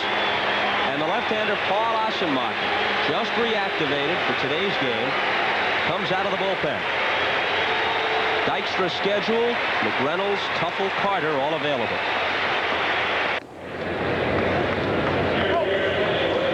26-year-old Paul Assenmacher was 7-3 with an ERA of 2.50 and 7 saves thrown in last year for the Braves. A tender shoulder had him on the DL, just came off today as they sent Steve Ziem back to the minors. And with the lefty in, Dykstra is called back, and Kevin McReynolds is the pinch hitter.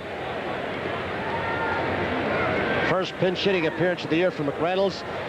Chuck Tanner a little reluctant to go to his bullpen. That's why he let David Palmer, who'd thrown 116 pitches, stay as long as he could, because the bullpen has been relatively ineffective for Tanner. He had Jim Acker pitch 2 perfect innings yesterday, did an outstanding job. Garber finished it up, but Garber has struggled. So he wanted to keep away from using that pen too much. Tying run at the plate, and a line drive into right center. Big trouble. Murphy tries to cut it off, but falls down. 2 runs will score on the pinch double by McReynolds. So the Mets version of the M&M boys, Mazzilli and McReynolds, come off the bench with back-to-back pinch hits. It's 4-3, and the tying run is in scoring position with only 1 out. He hasn't been in that role at all this year, and not too much in his career with San Diego. But he looks like he was made for the job. He came right off the bench, didn't waste any time, got a tailing fastball out over the plate, didn't try and pull it. Murphy saved a triple right here with that all-out effort. But he obviously could not save the 2 runs. One more look at it, as logically enough, Tim Tuffle comes out of the Met dugout, and he'll bat for Backman and take his spot at second. Tanner's going to make a move and probably go to right-hander right now. Well, even if that's the case, Johnson hasn't been outsmarted, because Tuffle is a better hitter against a right-handed pitcher than Backman is batting right-handed against a lefty. Assenmacher threw 1 pitch, an unhappy first day off the disabled list. Kevin McReynolds, who comes through with a couple of RBIs on the double to right center, creaming the only pitch Paul Assenmacher threw. And now, with McReynolds representing the tying run, David Palmer can't be the loser. But if Dedman doesn't get them out of this jam, and if McReynolds scores, it'll be another no decision for Palmer, who probably deserves something better today. This is one of those come in to get 1 hitter out. Dedman, you get Tuffle, because I'm going with Olwine to get Hernandez and Strawberry. Olwine's left-handed. Dedman to Tuffle, ball 1. Dedman's ERA over 5.5, and it's been the story. Gene Garber was so good last year, has struggled a lot this year.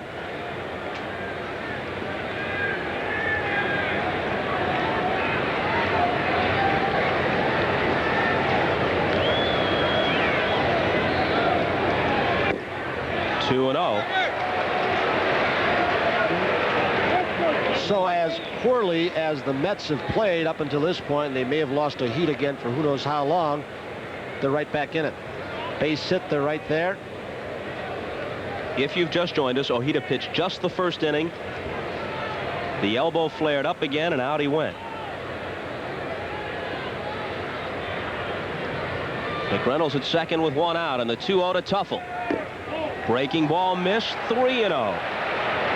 The inning began with Howard Johnson flying to Motley almost at the fence in left center. The beginning of the tip-offs that Palmer was struggling. Magadan doubled. Lyons blooped 1 into center. Mazzilli had a pinch single. Yeah, that might have been a key base hit, that one Lyons ball that fell in front of Albert Hall. He didn't seem to get a good jump and maybe lost it in the sun. Mazzilli's pinch hit finished Palmer. In comes Assenmacher. McReynolds bats for Dykstra, hits his only pitch for a double, and now it's Dedman throwing 4 pitches to Tuffle and walking it. And Tanner's taking his time, but you got to believe he wants Olwine, and now here he comes.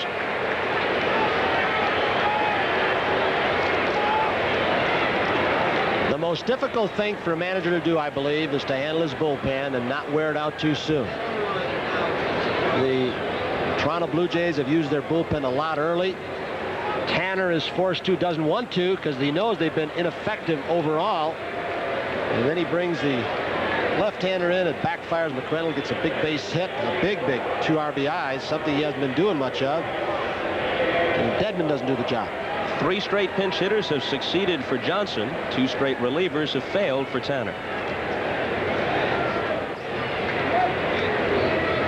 It's probably too early for these stats to have a terrible amount of meaning, but nonetheless interesting. McReynolds, prior to that base hit, was just 2 for 20 with runners in scoring position. And Keith Hernandez, always among the game's best in that department, has struggled a little bit himself. Another notation on Chuck Tanner's card about Hernandez. He is a big guest hitter, aside from peaking at the catcher. And with Olwine there, Tanner wants him to get breaking balls over the plate to Hernandez, and Hernandez will be looking breaking ball, I would think. With one out and the tying and lead runs aboard, he fouls it away. Tried to get ahead with a fastball.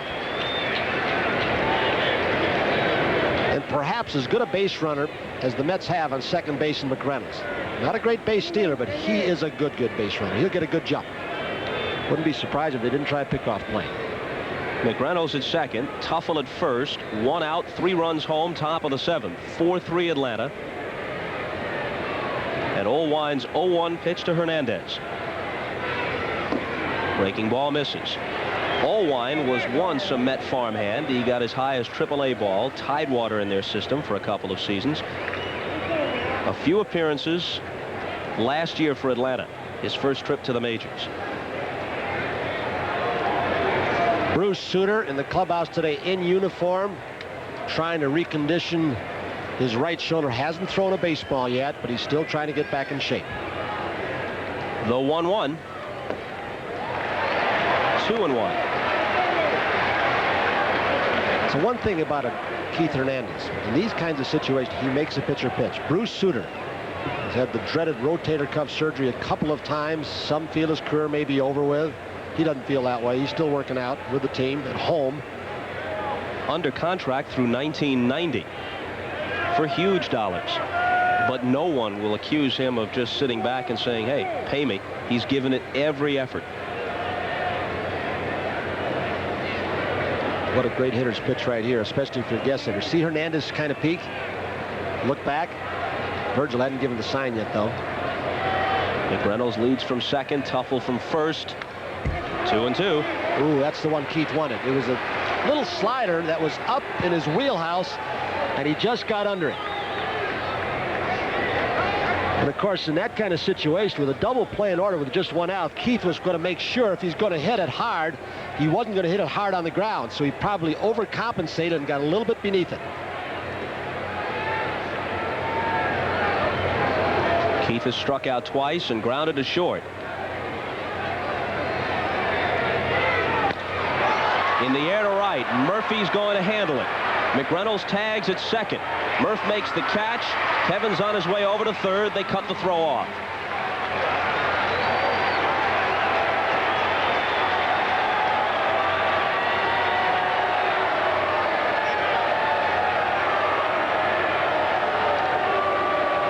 Now Strawberry will be the 8th man to bat in the inning. They're going to go over the scouting report. Something that Chuck Tanner sent Ozzie Virgil out to do. They want to throw him bad breaking balls, Strawberry. He has shortened his swing, I believe, a little bit coming out of spring training, which has allowed him to hit left-handers a lot better than last year when it was almost futile for Cordero. Even though the average is about the same, the on-base average will go down a little bit, and the slugging average will go down a little bit in these situations. So those might be more important than batting average in this case. And all he needs is a single now. Against Palmer today, Strawberry struck out twice and singled his last time up.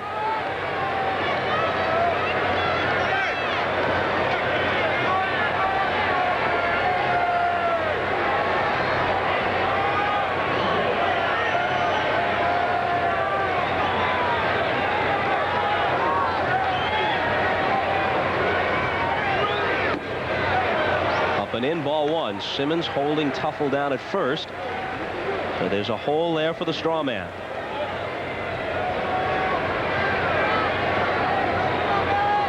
They give him all the left field line. Hall in center, swung over a little bit toward right. Everybody very deep. Had him out in front. Davey Johnson still has one more loaded gun on his bench, and that's Gary Carter, if he needs him. The old Earl Weaver theory.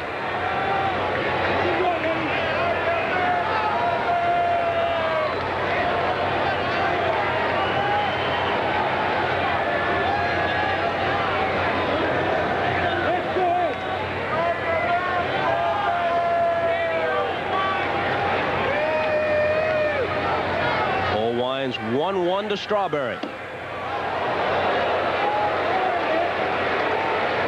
Problem you have when you want to keep throwing breaking balls to a Strawberry, one might bounce and McReynolds might come home off third base, and this is a nice stop by Ozzie Virgil.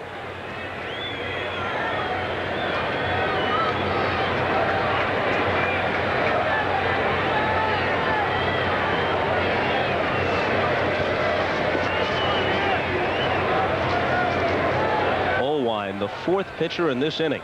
Palmer faltered, then it was Ossenmacher and Dedman. Each of the relievers faced but one man. McReynolds doubled off Ossenmacher. Tuffle drew a 4-pitch walk from Dedman. Owine got Hernandez and now falls behind Strawberry, 3-1. Mookie Wilson on deck. A switch hitter, of course, as right-hander Jim Acker throws in Chuck Tanner's bullpen. Well, what could happen if he loses Strawberry?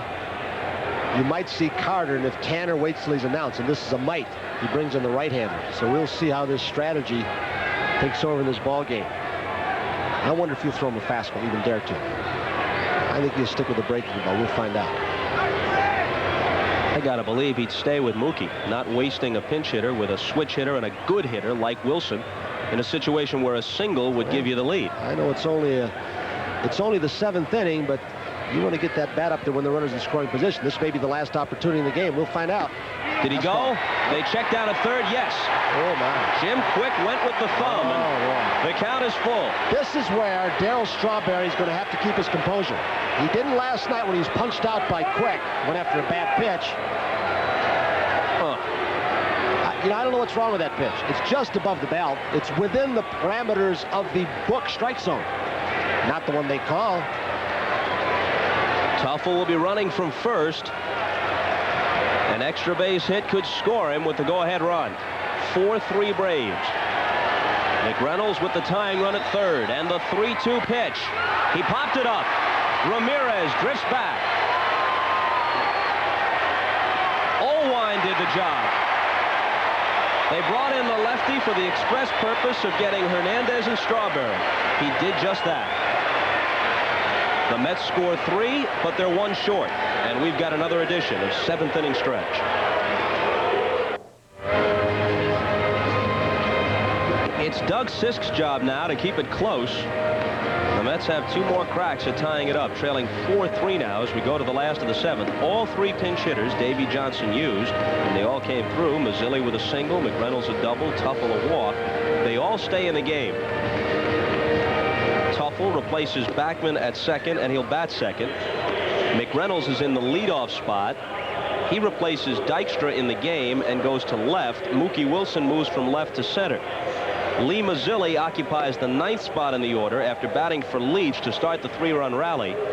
But he goes to right field in place of Strawberry. And Strawberry, who was the last man to bat in the 7th, is out of the game. So they can tuck Sisk into Strawberry's spot in the order. Doug Sisk's 12th appearance of the year, all in relief, of course. He can have control problem with that sinker and that breaking ball.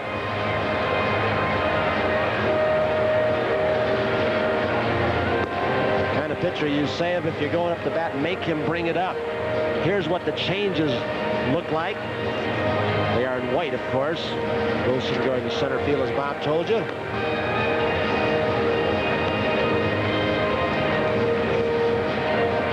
Mets through 7 innings have stranded 8 base runners. Through 6, Atlanta has stranded 5.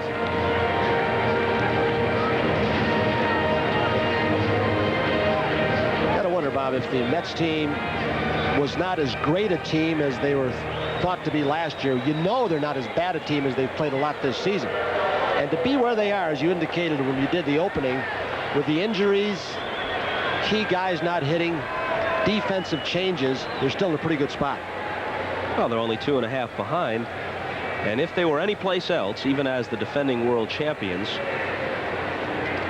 the extent of the alarm in the newspapers and from the fans wouldn't be as great. There are tremendous advantages to playing in New York, but there are also some drawbacks. You play badly for 2-3 games, it becomes a crisis. It takes several weeks of bad play to get that mentality going elsewhere. But those newspapers scream those back page headlines of despair in New York, and it's just part of the game. You got to live with it. So much more emphasis is placed on a team getting out of the starting blocks in a hurry. Davey Johnson won and said, when I played with the old great Baltimore teams, we always worried about the second half, the last 3 months, not the first month or two. It's 2-0 to Albert Hall, and now 3-0. He's been on base all 3 times, singled twice, has a stolen base, and also was walked intentionally.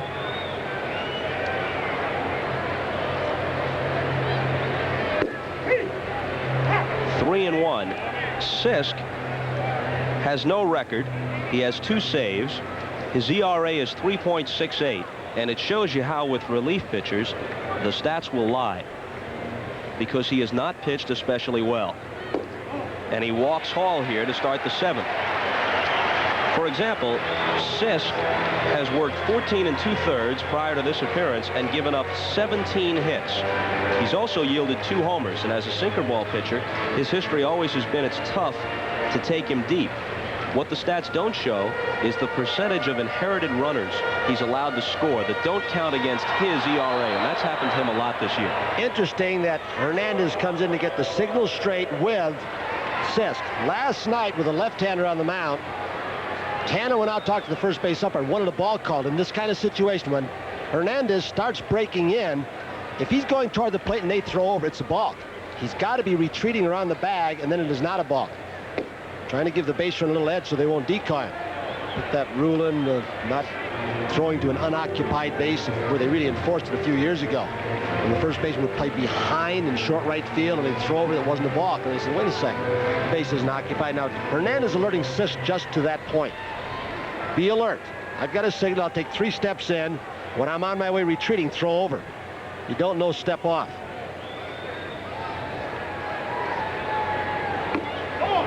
Didn't offer at it. It's 2-0.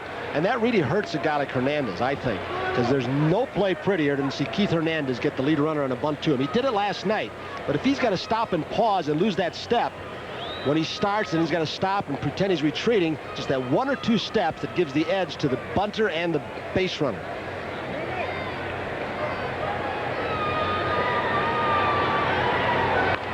And he gets it down on the 2-0 pitch. Magadan looks at second, but instead goes with the flip to Tuffle. Ordinarily, the place in a sacrifice situation you want to go is to the first baseman, because he's got to hold the runner on. Hernandez changes the whole picture. You bunt away from him, and if the right side of the diamond is alert, left side as you're looking at Magadan, he can get the lead runner, but he didn't really charge. He kind of angled at the ball and surrounded it, just flipped it over. He's won 9 Gold Gloves, the most in the history of the position. George Scott won 8 in the American League. Bill White and Vic Power each with 7. That's why I think he's so great, because he even changes where you're going to bunt the ball. In the situation that's been in baseball forever, bunt it to the first baseman. They're big and they're klutzy and they can't throw. Not Vic Power, or Gil Hodges, but the best of all, perhaps, right there, Keith Hernandez. They'll send the left-handed batting Gerald Perry up to hit for Motley now. Well, an outstanding spring and a struggle since then. Tried him at first base in the spring. Now he's moved out to left field.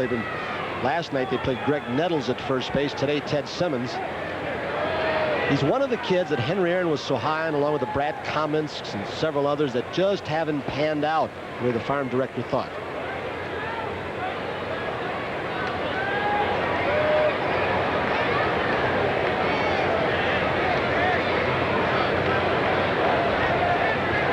Braves looking for some insurance, leading 4-3 in the 7th. A weak swing. Sisk can't get it.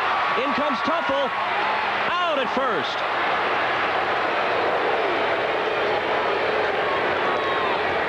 Sisk appeared like he was almost limping after that ball and really couldn't get down. And not for Tuffle. Looking at a first and third and just 1 out. Tuffle made an outstanding play. Perry, who runs well, didn't get an outstanding jump. He topped the ball and lost his balance coming out of the batter's box, so he didn't really have a good jump. Tried to check his swing, lost a step or two.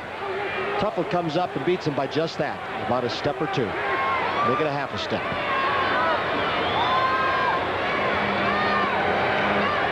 Murphy homered his last time. Walked and grounded out earlier. He brings the run home. Why did they give him a strike in there? Yeah. One of the best RBI guys in the business, and he's throwing right down the pipe.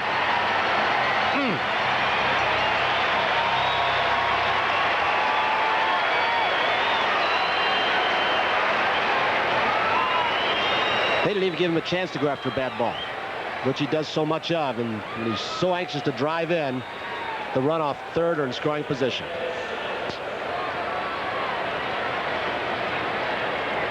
So now it's Simmons who's 1 for 3, and a little daylight opened up. 5-3 Atlanta.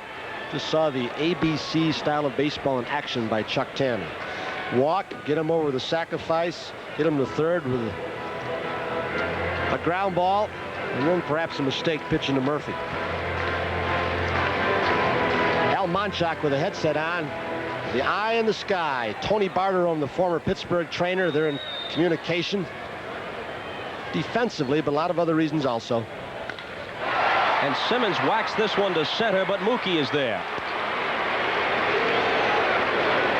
The RBI single by Murphy gives Atlanta the 5-3 lead after 7, and we'll be back to Fulton County Stadium in a moment.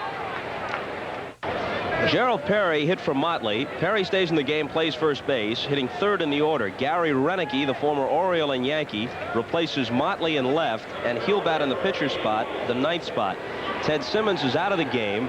Jim Acker is in to pitch, and Acker will hit 5th in Simmons' old spot. Acker with that sinker ball, a knuckle curve, little straight change, usually coming out of the bullpen. He throws just a couple pitches. Also has a slider. Started out in the Atlanta organization, had shoulder problems. Bobby Cox got him at Toronto. He was in middle relief, sometimes short relief. Last year they used Jim, sometimes starting, relieving. This year he's pretty much in the bullpen at this point. Left-handers do give Jim Acker trouble at times. When he can't get the curveball over, that knuckle curve, he'd be troublesome.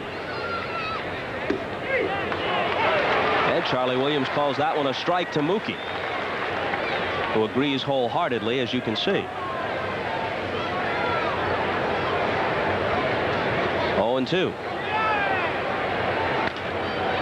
Slap to short. Ramirez. 1 out. He's a much more aggressive shortstop now in this new turf.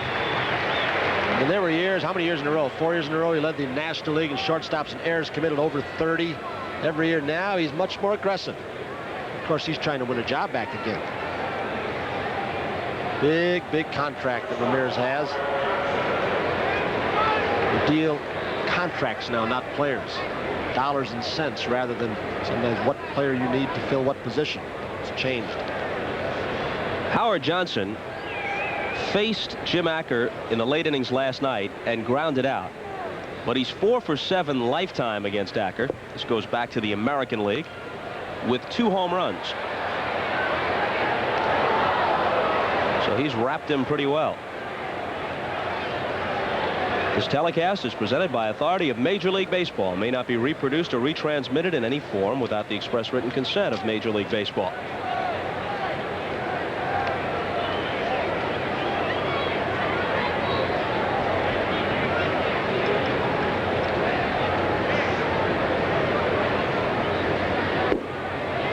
One and one to Hojo. Acker working from the stretch, as so many relievers do nowadays, regardless of whether there's anyone on base.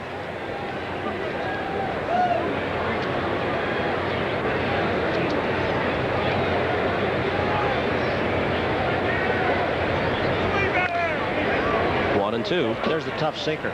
Jim Acker out of the University of Texas.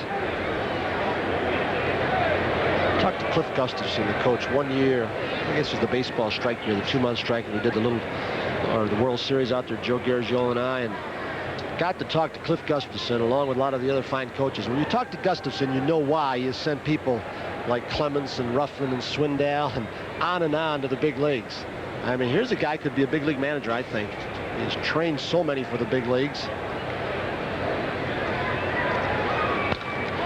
And here's a shot to right that is in there. Fair ball. Johnson on his way for two. Murphy threw him out earlier. Almost, but not this time. Did you notice the difference in Howard Johnson's pace from home plate to first base on that one as opposed to the one that Murphy threw him out? Ramirez gets spiked on a hard slide by Hojo. A breaking ball up that he tried to get in on him, perhaps down more. He fisted it, but hit it in a good spot. Hojo cuts the bag a little bit better, even though he stumbled, and it was very close. This hard slide across the bag, he stood right through it, got Ramirez on the foot. He's always had a right fielder's arm in center field. Dale Murphy almost threw him out again. Very dangerous base running in this situation. Down by 2. If he stumbles a little more, gets thrown out, it's not the tying run at the plate anymore. So Hojo is now 5 for 8 lifetime with a couple of home runs thrown in against Acker.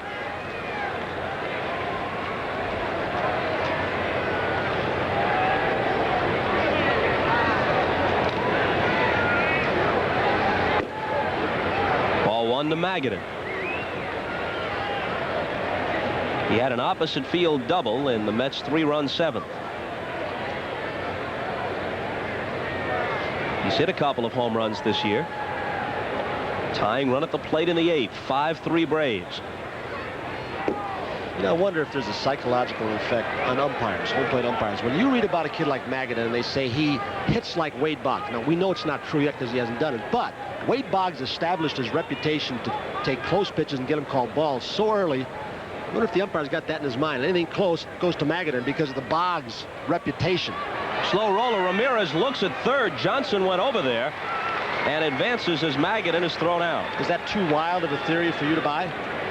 It's interesting. Well, I'm just wondering. I mean, umpires read newspapers.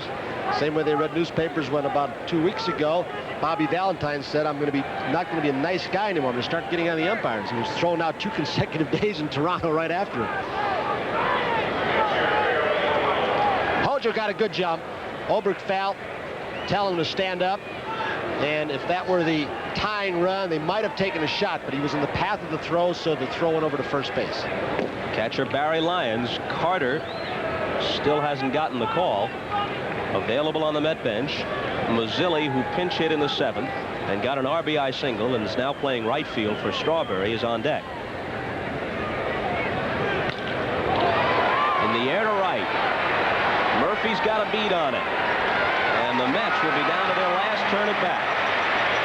Acker allows a double to Johnson, but strands him at third eventually. It's 5-3 Braves. Packed earlier this week to watch Bob Horner perform for the Yakult Swallows. And I believe the boys in the truck have the footage. Here it is. This is from a few days ago. And I guess this is the 3-homer game he had. Look how close the fences are, and this is in no way to demean Horner's achievement. 50,000 on hand to watch him. There's number 2. He had homered in his first at-bat in an earlier game. This gave him 4 homers in 2 games, and then today, with their game already completed against the Hiroshima Carp, he's hit 2 more home runs. There you see it. And the line score from the game. A lot of people would question whether Bob Horner would have the dedication to play in Japan. I mean, the money, what, 300 million yen, whatever that translates to, is very, very big. Don't know if he'll play more than 1 year, if that's 3 years or what it is. But he's got a lot of incentives. But their regimen is so tough there. I've talked to Clete Boyer, Davey Johnson. And they work out and work out and work out. That wasn't one of Bob Horner's strong suits here. The weight clause in his contract. Stay right back there, Oz. Bet a certain weight every month. He'd get the additional bonus. So now early in his tenure with the Yakult Swallows, Horner is 7 for 11. 6 of the 7 hits are home runs. So you got a pretty good home run race over there, probably between Randy Bass and Bob Horner before it's over with. Bass has won consecutive Triple Crowns. Is Boomer Wells still there? If he's still playing, he may be in it. Virgil lofts one down the left field line. McReynolds gets over there and makes the catch and foul ground.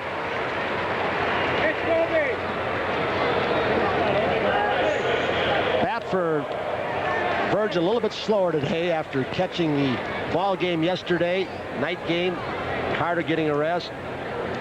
But I think with the win under their belt last night, he wanted to catch. It'll be Benedict tomorrow for sure, because Virgil is 0 for 19 lifetime against Sid Fernandez, who will be the Mets starter.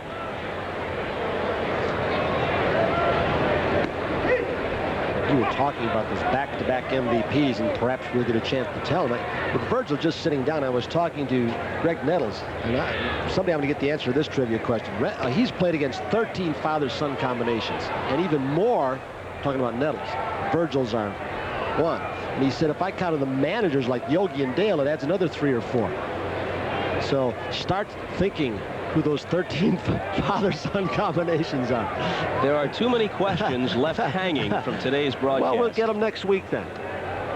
I'll tell you what, we can finish the back-to-back MVPs. There are 9 players in baseball history, 1 for each position on the field, who've won back-to-back MVPs. Now, this isn't a total of 2 most valuable player awards. You have to win them in consecutive seasons.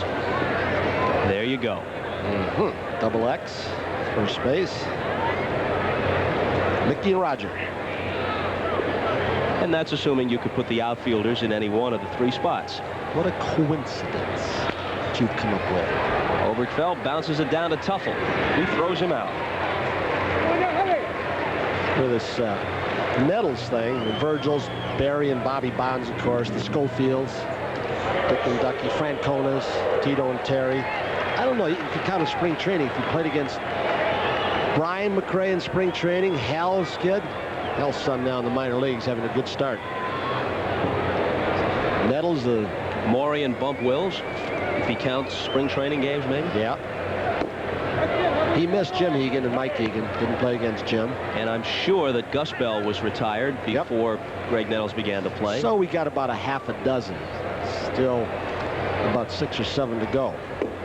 And all Jim Cott did the same thing, though. Jim Cott, through his lengthy career, and he broadcasts here now does some games for the Braves, their cable station. He played against, I guess, an equal amount of father-son combinations. Hubbard goes to the opposite field. Mazzilli is there, and he misjudged the ball and had to pick it off his shoe tops. It's that son. He's not used to playing defensively. So Sisk retires the side in order in the 8th. Last lick's coming for the Mets. A preview, perhaps, of the invasion of the killer ants? No. Darth Vader, perchance? No.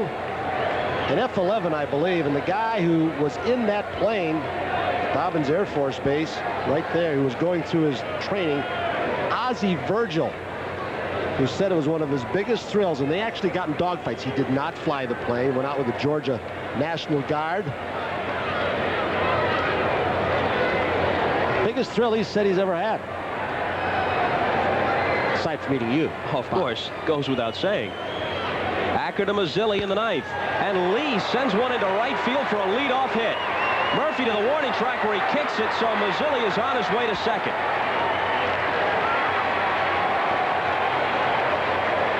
Is he a valuable guy to have coming off your bench or what? As a With his left-handed hitter, you experience bet. and the perfect temperament for that role at this stage of his career. Acker felt, well, I'll just throw a fastball to try and get ahead of him, and Mazzilli wouldn't have anything of it. You know, a pinch hitter's job is so tough, it's been said before, but you've got to have a certain amount of aggressiveness, and yet it's got to be tempered with patience. You don't come off swinging too hard, and as you said, his temperament is perfect. He swings at strikes. You can get your base on ball to start, you just got a base hit to start. Scored as a double, no error for Murphy. And now, with the tying run at the plate, you've got 3 straight hitters scheduled with home run potential. McReynolds, Tuffle, then Hernandez. And if one more person reaches, then it's Carter, you assume, coming off the bench.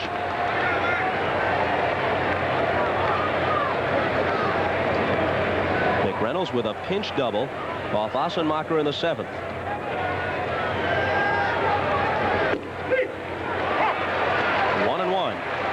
Don't know what the conditions are down on the field. I would assume they're not that good with the shadow over the plate, although you wouldn't know it by Mazzilli.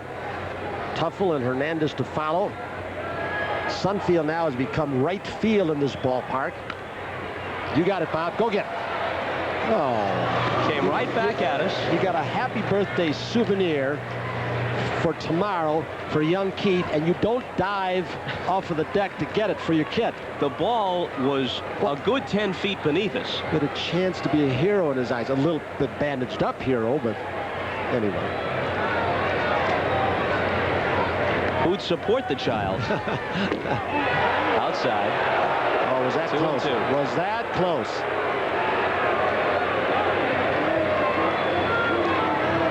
The Mets haven't hit one out since Strawberry connected last Saturday against the Expos. That was the tour de force game by Tim Raines, with the 4 hits, including the game-winning grand slam upon his return.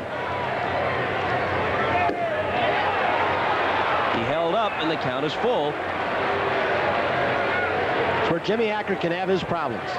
He could be just the ideal long or setup man if he could throw a few more strikes. Sometimes he doesn't trust his stuff. Tries to nibble a little bit too much, and he pitches deep in the count, and it backfires. Tuffle on deck. Hernandez to follow. The 3-2. Hit in the air to right center and deep. Hall is back on the track, and Albert Hall has it. A half step in front of the fence.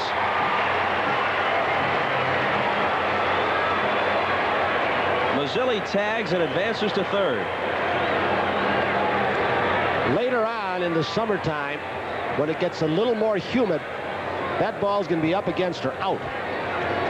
It's called the launching pad for a couple of reasons. One, the atmospheric conditions, because it is so high above sea level, the ball carries better. And contrary to what people think, the ball does carry better in heavy air. I'm not sure about light air. Inaccurate, as your science teacher once told you, Bob. Every week you try and draw me into this argument. Tuffle bounces one toward the hole. Ramirez with a good play. Long throw. No. Tuffle is on. Scored as a base hit. Mazzilli comes across, and it's 5-4. And Carter comes into the on-deck circle as Hernandez heads for the plate. After a double switch, the pitcher is hitting in the cleanup spot, so Carter's going to bat for Sisk.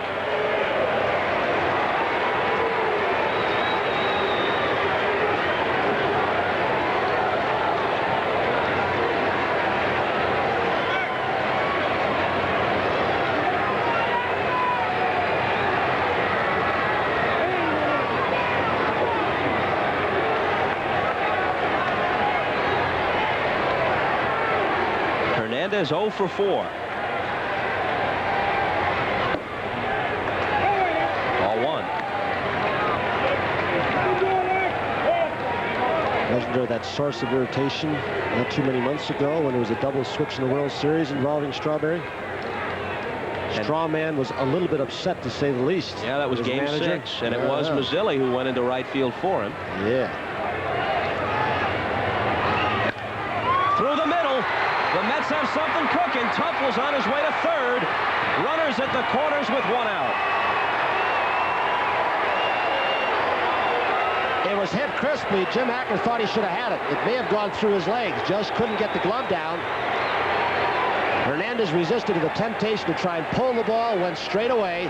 Tanner may have to make the decision now. Jim Acker struggling to go to Gene Garber, who should be loose.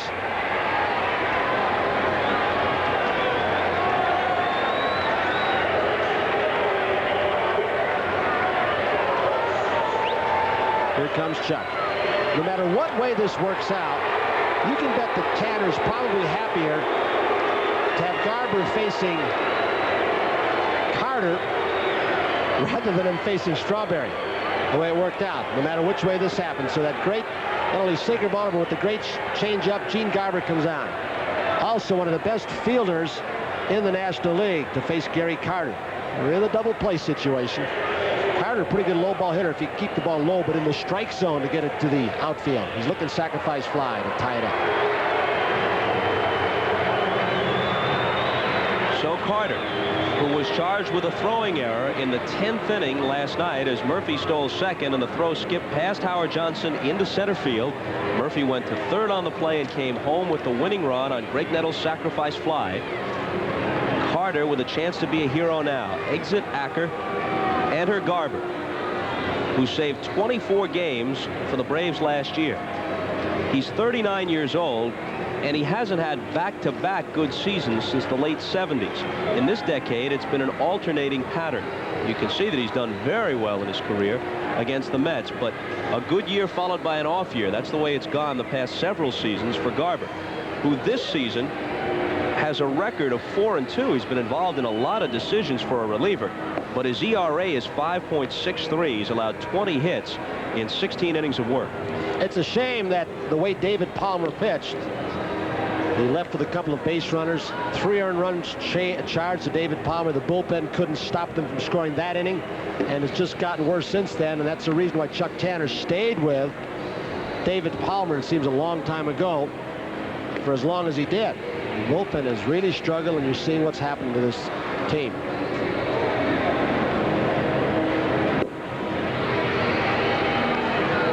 He does not always come from the side, Garber. And this game is in his hands right now, because I don't know who they've got left in the bullpen, if anybody. At the moment, Palaio. Charlie Palaio, I guess, is the last one down there. Yeah, former Met and Red. Unless you want Chuck Tanner, if he gets in a hole, wants to go with a starter. Either O'Neill or Mailer. I doubt he'll do that. That's Palaio down there with the mustache, and he's all alone except for the security guard.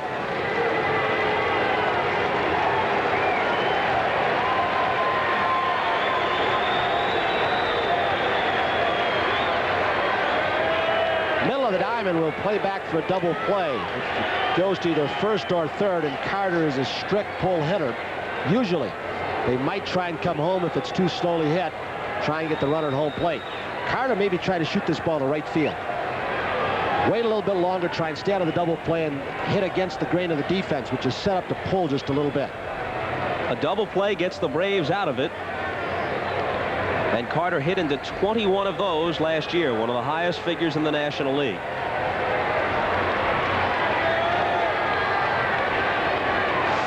For Atlanta. First and third, one out. Ball one.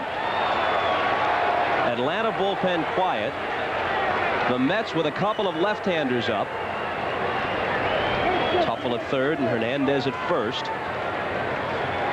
Tuffle the tying run. Hernandez the potential go-ahead run. Hoping he has to use one of them. Johnson has Orozco and Walter up. 2-0. Won't say that any pitcher thrives on these situations, but Garber, when he's right, and he's struggled this year, as we've told you, these are the kinds of situations where the hitters get over anxious, and he keeps the ball down at, well, not mid-thigh, but mid-calf, and they swing at bad pitches. He doesn't give in. He laid off it, though. 3 balls and no strikes to Carter. Mookie Wilson on deck.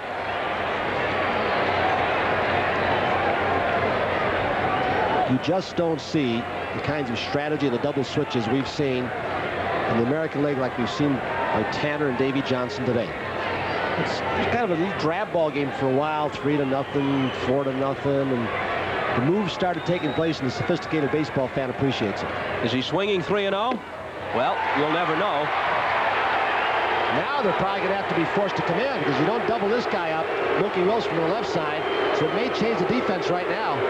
Ramirez wants to know from Tanner. Tanner's saying, uh-oh, we got a bad problem. The ground ball pitcher, he's telling him what to do. I want you in to go home. Unless he hits the ball right back to the pitcher, the chances getting a double play. Tanner is setting him. He's not bringing it all the way in, but about halfway in the middle of the diamond. That's what the defense looks like. Hubbard the deepest.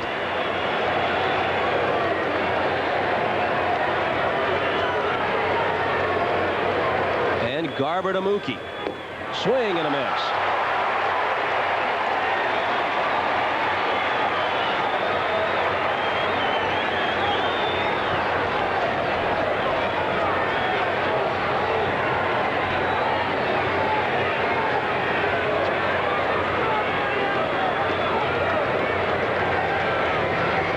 The 0-1. A ball and a strike. Howard Johnson on deck. A key spot, but I think it's fair to say that Mookie has been at the plate when Moore was on the line. We need only remember last October.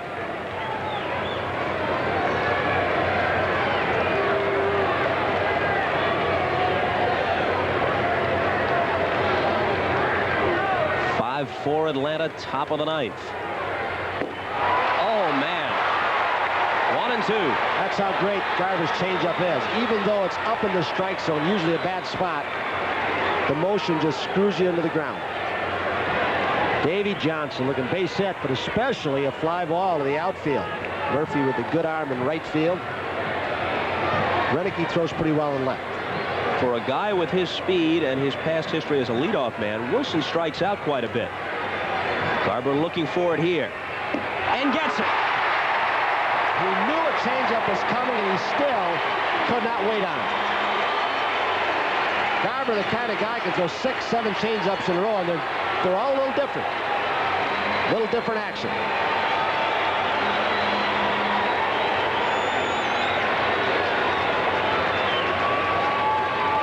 This ball drop off the table. That may be what they call a circle change. Give the A-OK sign, it rolls off your little finger and acts like a screwball. Big at bat that Wilson didn't make the most of, but outstanding pitches by Garber.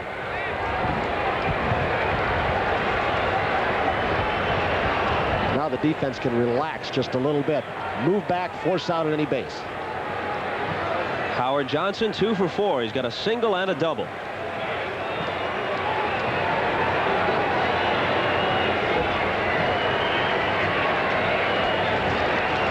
Garber's the kind of pitcher who usually gives Hojo fits. Johnson is a great fastball hitter. Guys who are artists with the changes of speed sometimes give him trouble. Ball 1. Showed him a little slider, and that wasn't sidearm. It was almost 3/4 delivery. Went over the top a little bit. They're loaded up, folks. Garber just got one big out. Excuse me, Bob. Hernandez at second, Carter at first.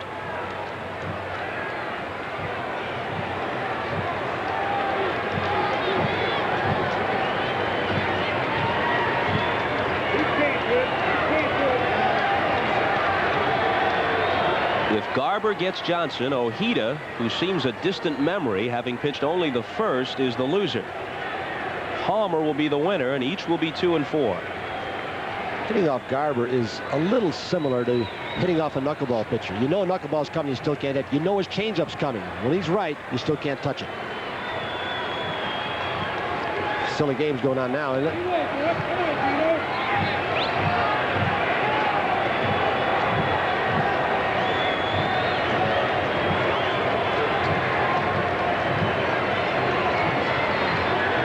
Bases loaded, 2 out, the 1-0 pitch. 2-0.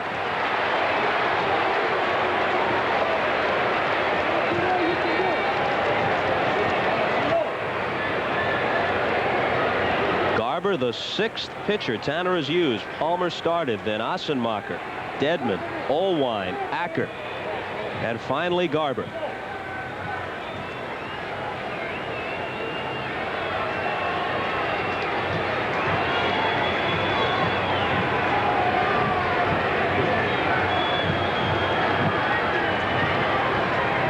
Be taken on his own. We'll find out.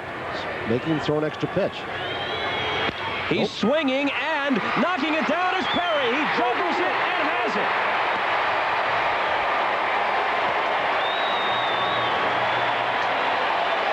Hojo sent a BB down to Gerald Perry, which almost put a hole in his chest. But he stayed with it, records the unassisted put out. The bases are left loaded. The Mets had them loaded with 1 out, needing a run to tie, and they come up short. Mets stranded 12. They had their opportunities, not many off David Palmer. It was a tough play for Gerald Perry because he's been playing the outfield a lot. The pressure to break into the starting lineup. Garber had to throw a strike. He was just going to knock it down, and it took a nice bounce right back into the fingers of his glove. Nice play. And the Braves have won 4 out of 5 head-to-head against the Mets this year. We'll be back. Game of the Week has been brought to you by Miller Genuine Draft, cold filtered draft beer. It's as real as it gets. By Quaker State Motor Oil. When car-carrying people reach for the best, they reach for Quaker State. By Delta Airlines. Delta gets you there with care. And by Yugo. Buy yourself a little freedom and see how it feels to have your own set of wheels. A happy Chuck Tanner, who's got Davey Johnson reaching for more of the antacid. Johnson's Mets have lost 5 of 6. They're a game under 500. And here's our MVP, Dale Murphy. RBI single, home run, threw out Howard Johnson at second. $1,000 in his name to the National Multiple Sclerosis Society. So long.